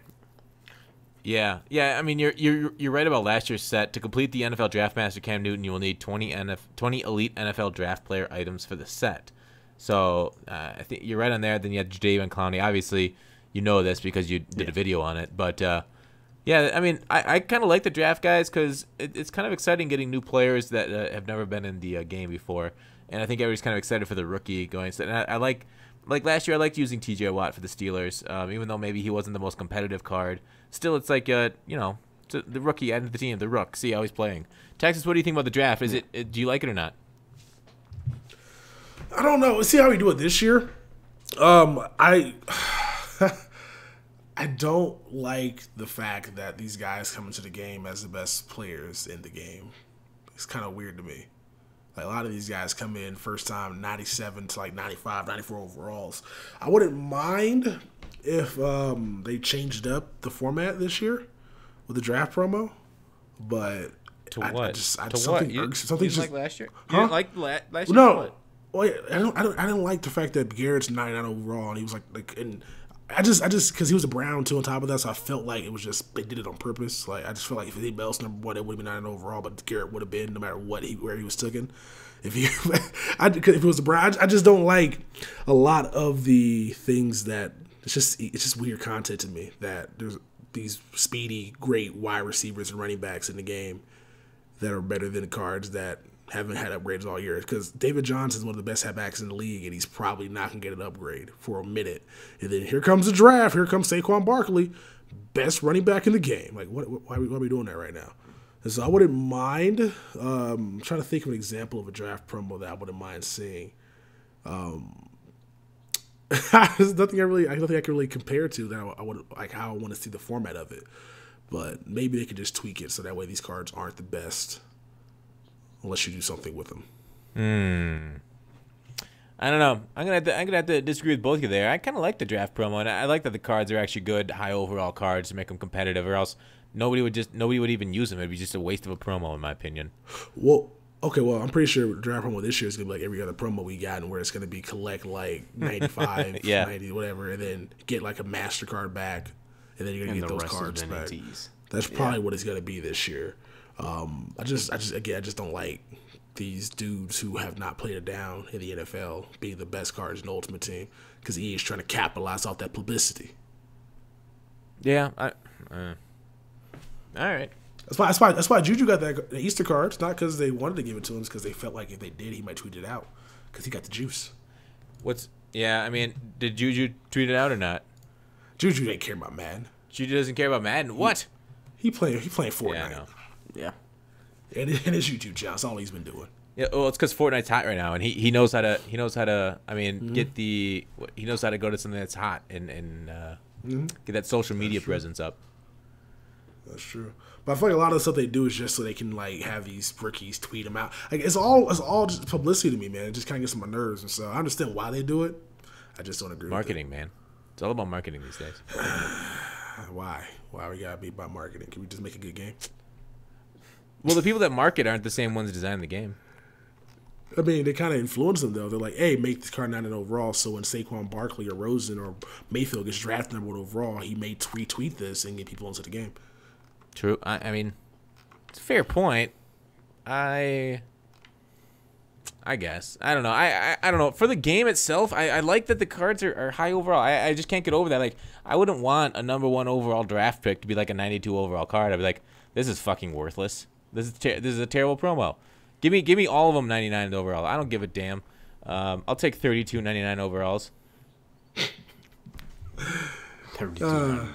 Yeah. That'd be ridiculous. Yeah, that would be. Maybe 98s. So, all right, moving on for the draft promo. Hey, Tex, do you think you want to talk about coach adjustments? Should they be in next year in Madden 19? You want to talk about specifically conservative carry? All right, yeah. So I think they should bring back coach adjustments, obviously with a few tweakings here and there. But I kind of want them to bring back conservative carry the way it currently is, what it currently was before they patched it. There's nothing more frustrating in Madden when you lose a game where you have no control over what happens here. So I played a DC game, which ended up resulting in my controller losing the right bumper. I lost my right one button, and I broke my phone screen. Oh, Jesus. Because I got so frustrated because I was not meant to win this game. The guy I was playing was terrible. Like, just one of those guys that was making Stevie reads, and nobody on my team wanted to catch picks. And then on 4th down, he finds somebody open, blah, blah, blah. But I ended up losing because I fumbled the ball 3 times. He fumbled the ball 2 times. So that's 5 total fumbles.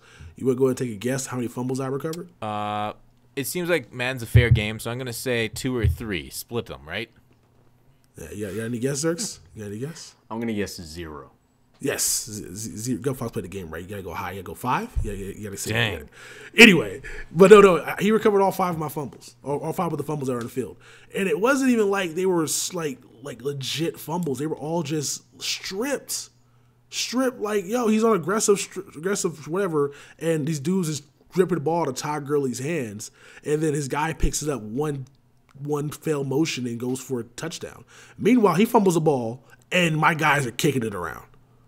It is like I was not meant to win that game. 5 fumbles in a DC game where I should have won by 50 points, but I'm losing because you decided to reward my opponent for being able to pick a fumble up that my guys were incompetent or failed to do.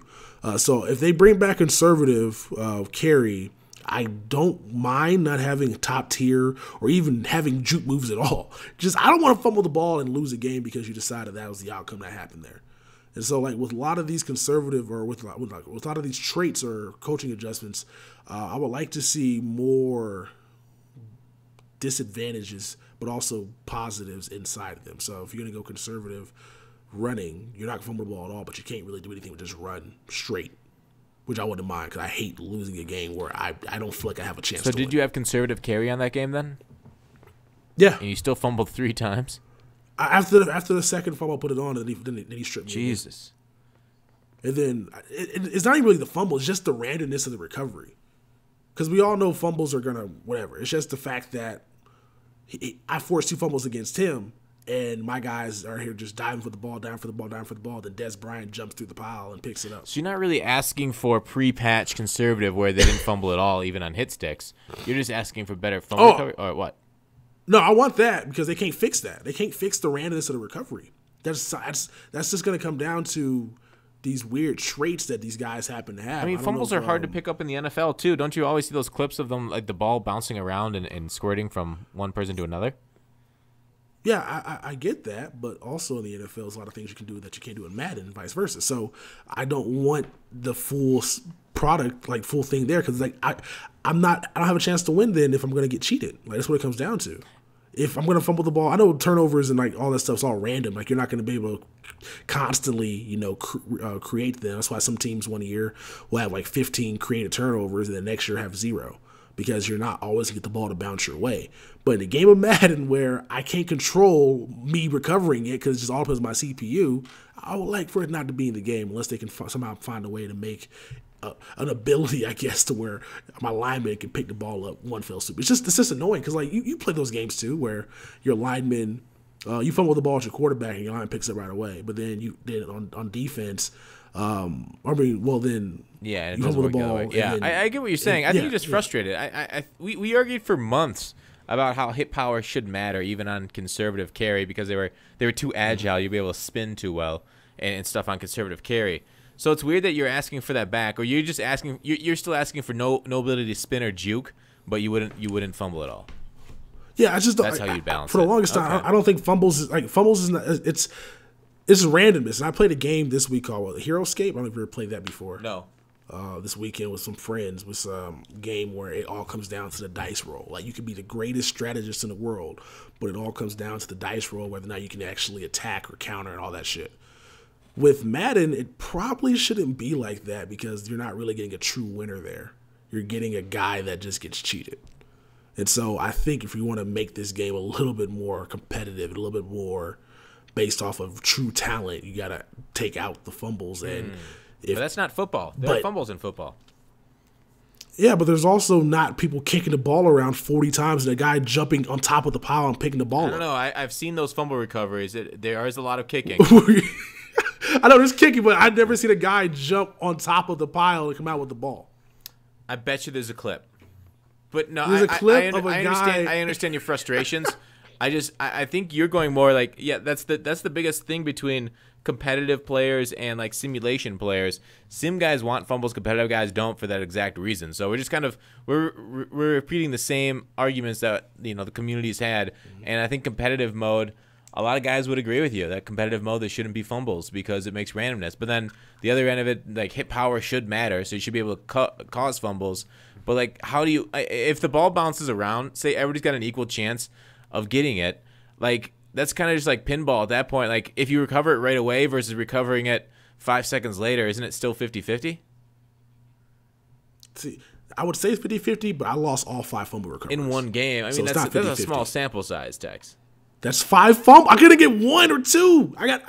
It was 50-50, be kind of close to the middle. It was literally, I was not going to win that game no matter what I did. Again, if you flip a coin 5 times, sometimes it comes up. I know you're not going to land on heads all the time. I know the probability, I know the statistics, but that happens way too often. Where the RNG just screws you. Yeah. Yep. Yeah, you're just not having any opportunity. It's just, and the thing about it is, it's not even like I could have recovered the fumble. I had guys where the ball is, I'm using him trying to pick the ball, but they don't dive for anything. So maybe there was an opportunity for my user to get out there, maybe, make a goddamn play, that'll be kind of a little better. But not being helpless is just annoying, and relying upon a game that's coded terribly to determine whether or not you're going to win or lose that outcome is just the dumbest thing they could possibly do. So take it out of the game. Take fumbles out.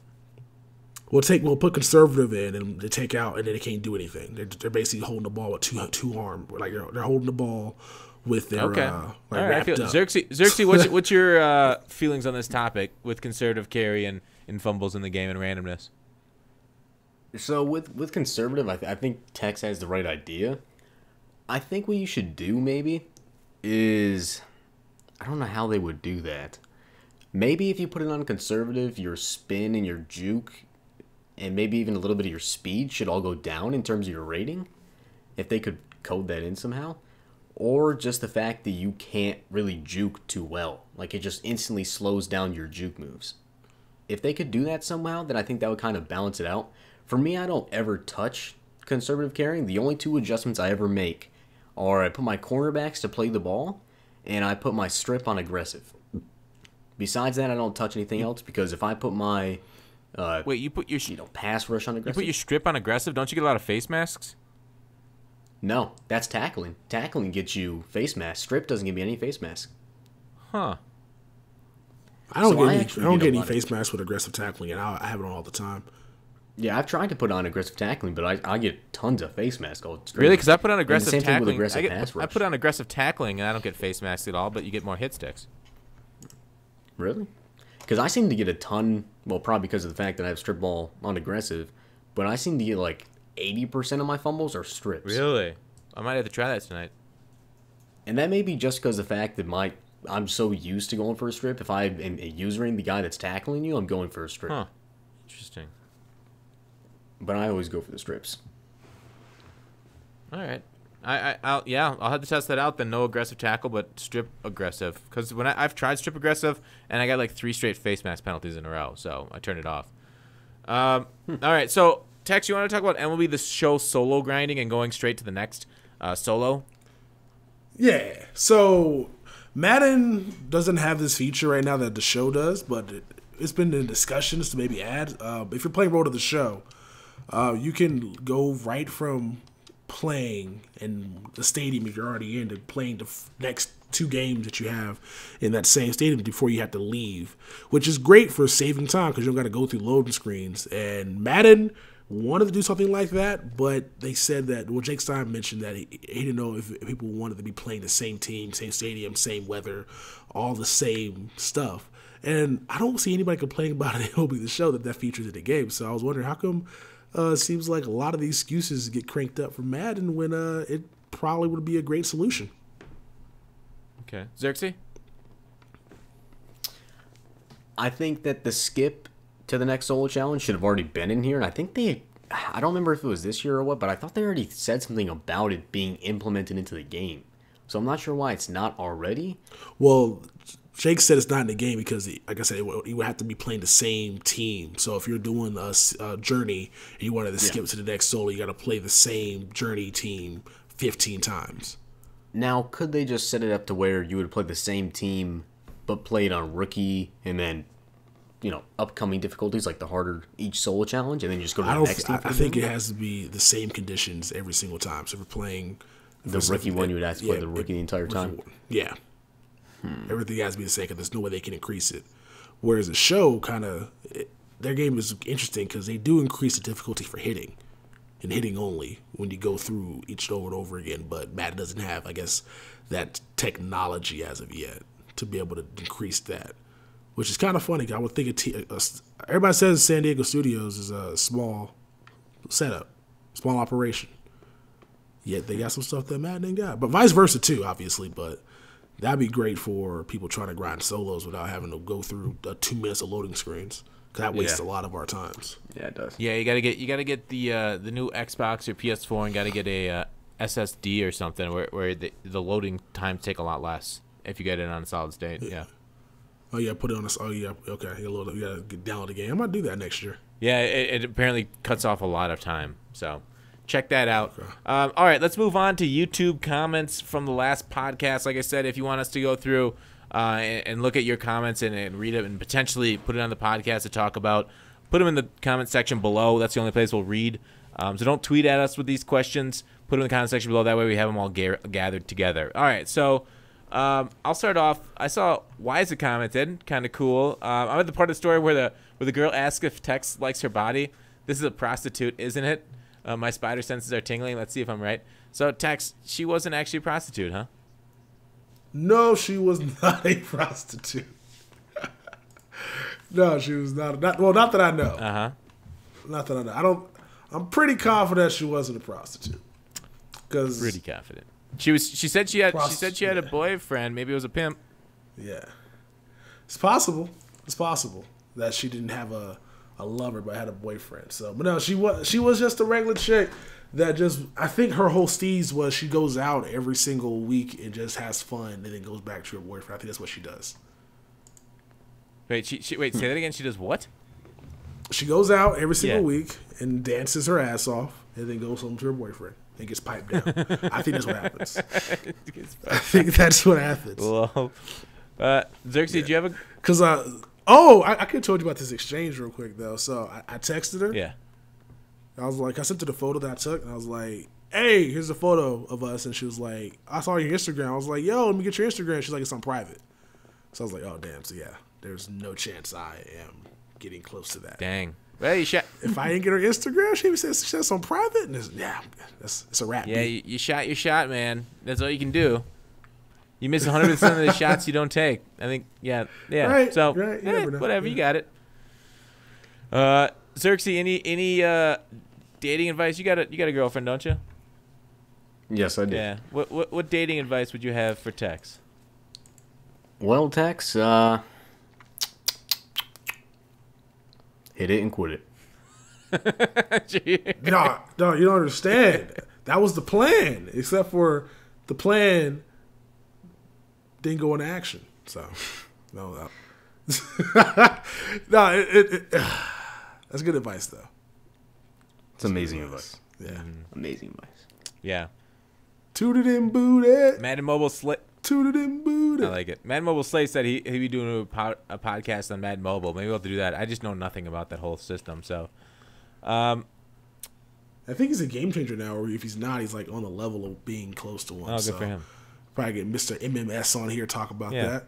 Hey, so Packers are still great. It says Texas and TD together. It's Liddy. I feel left out. I'm sad now. Hey man. Hey yo. Yeah, it'll happen. I don't. That's a weird combination because like me and TD are like polar opposites. Wait, why are you guys polar opposites?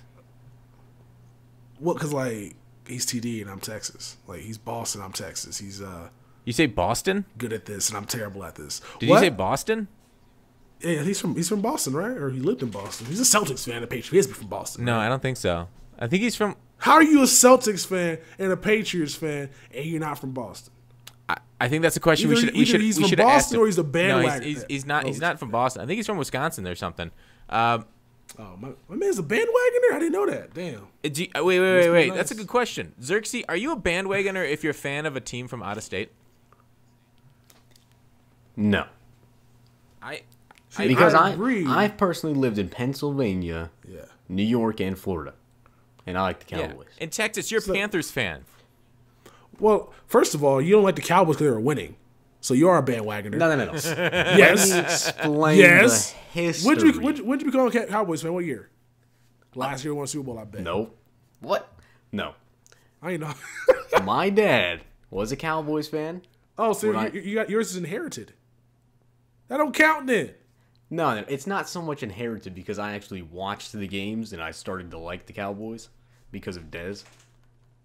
Mostly because of Dez. Because I started watching football in 2012.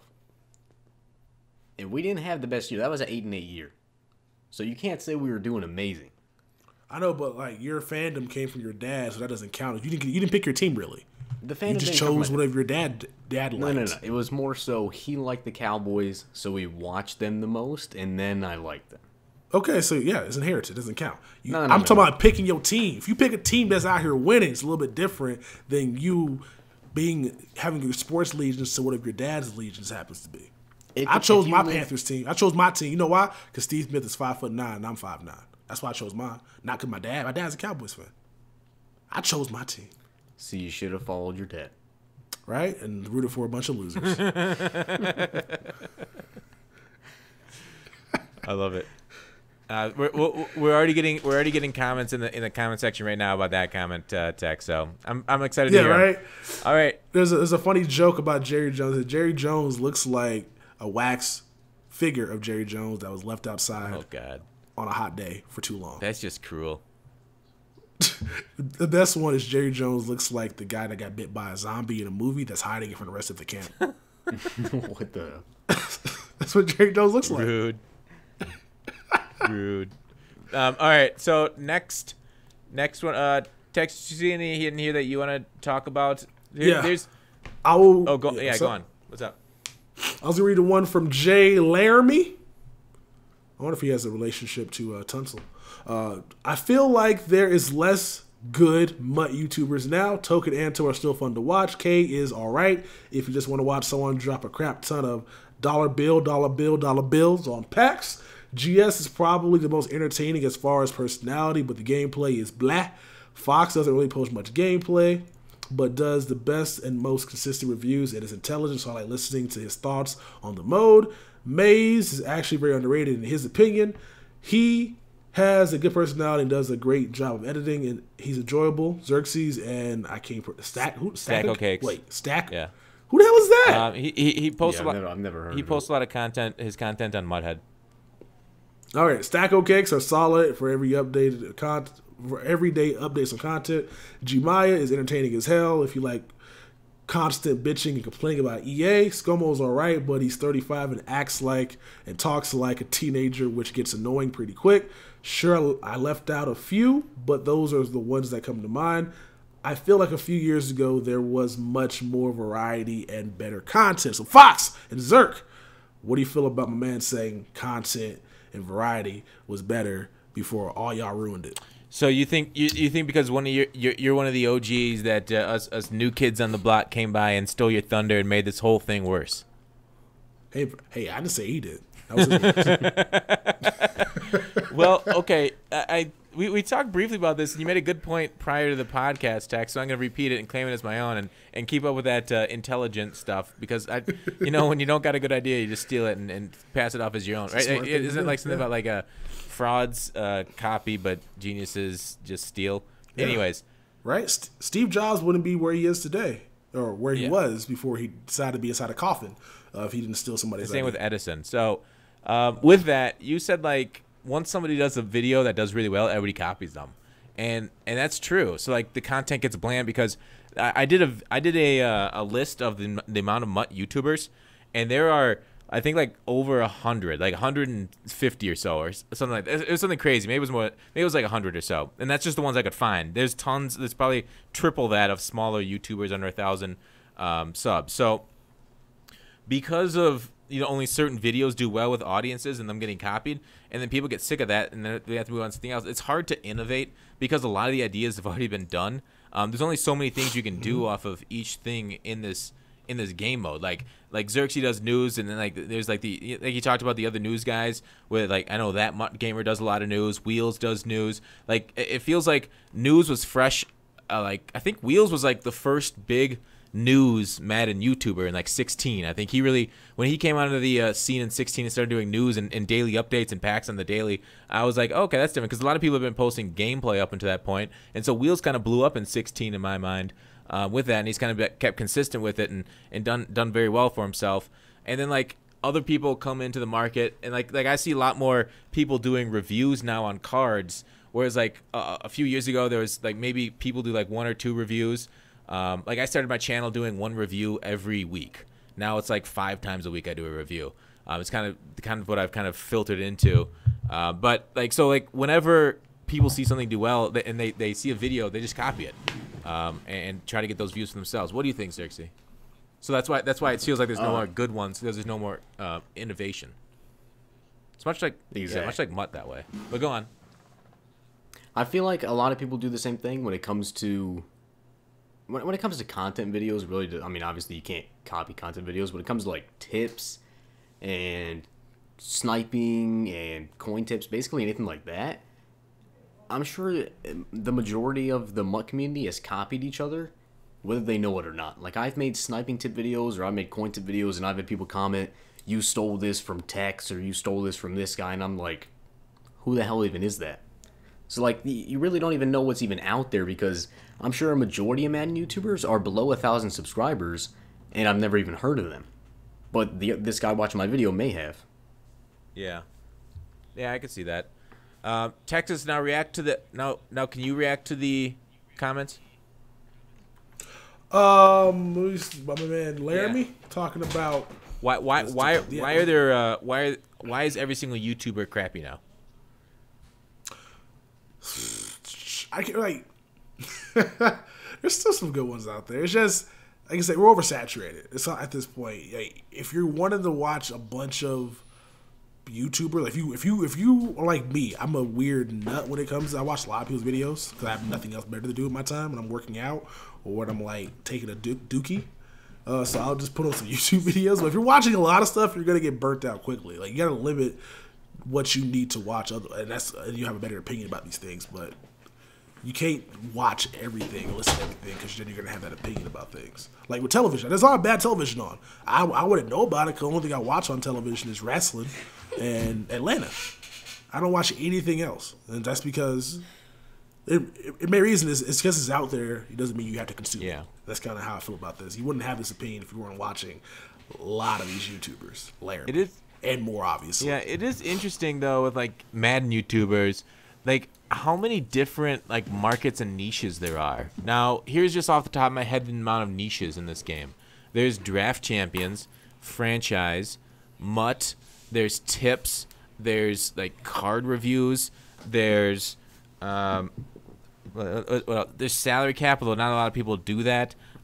There's other, like, just random gameplay stuff, and there's talk about the game mode itself. Like, so there's, I feel like there's a few different niches. Like, a lot of the franchise guys don't do MUT, and like the draft champion guys, like CK Bird's like the #1 draft champion guy in my mind. He does draft champions just about daily. So it's interesting. Like, people can live in Madden and like, but we don't do similar content. But I mean, I guess there are a ton of people doing content now. Like, is the whole system just going to collapse and nobody's going to be watching in a year or two? No, what's going to happen, I think, is more people going to be watching YouTube than ever because it's still a free source of content. But we got to wait because net neutrality might fuck all this up, so it might all collapse. But yeah, that'd be pretty shit. Yeah, it does feel like every year there's more and more YouTubers getting into the Madden scene. It's bigger than it's ever been before. Yeah, I'm glad other games are coming out, though. It's going to take some of these people away from us, though. Like Fortnite. If you're good at Fortnite, it'll leave. Madden will do that. And so you're going to see a lot more people make the transition to other games, which would be good for their brand, which should also be helpful for the guys that kind of want to stay in this little small area right now. I would say, like, so when I did a Gone But Not Forgotten section of my thing. I gotta look it up, but like we lose a lot of YouTubers too. With decent sized channels, we lose a lot of people. Like Addy Cards back in the day. Everybody thinks he's dead basically. If Addy Cards ever wants to come on the podcast, let us know. We'll have him on and see what he's been up to these last few years. But so it seems like a lot of people when they get huge they move on too. Like who am I thinking of that's moved on from Madden? What's the Australian guy's name?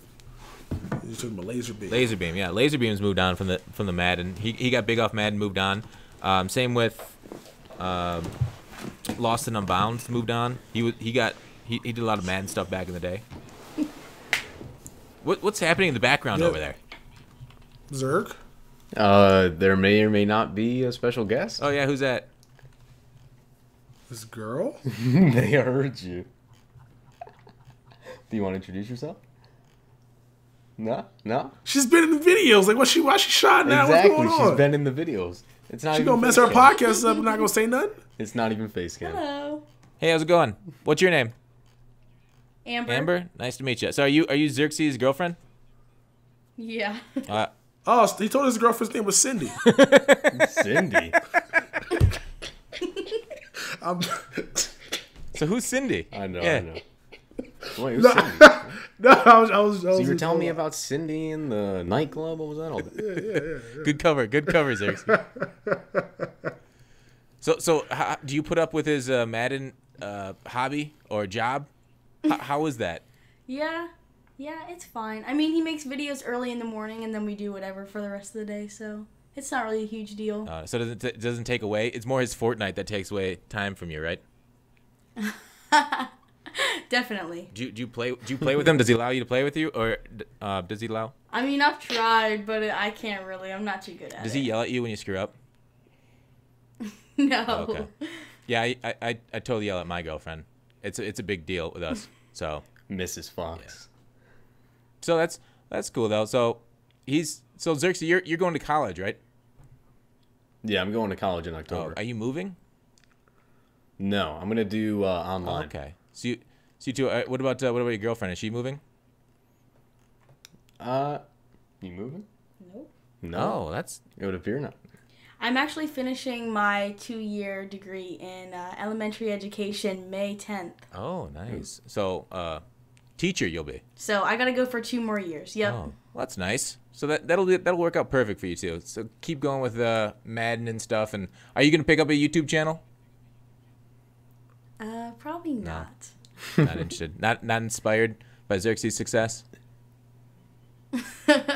Not with Madden, no. No. All right, fair enough. All right, Texas. Anything else for the podcast? No, I guess all I got for you guys. Hope you guys enjoyed. All right, Zerk. Thanks for stopping by, bud. Thank you, Fox and Tex. Yeah, I guess I'll talk to you guys later. See ya. Pea soup. Doses.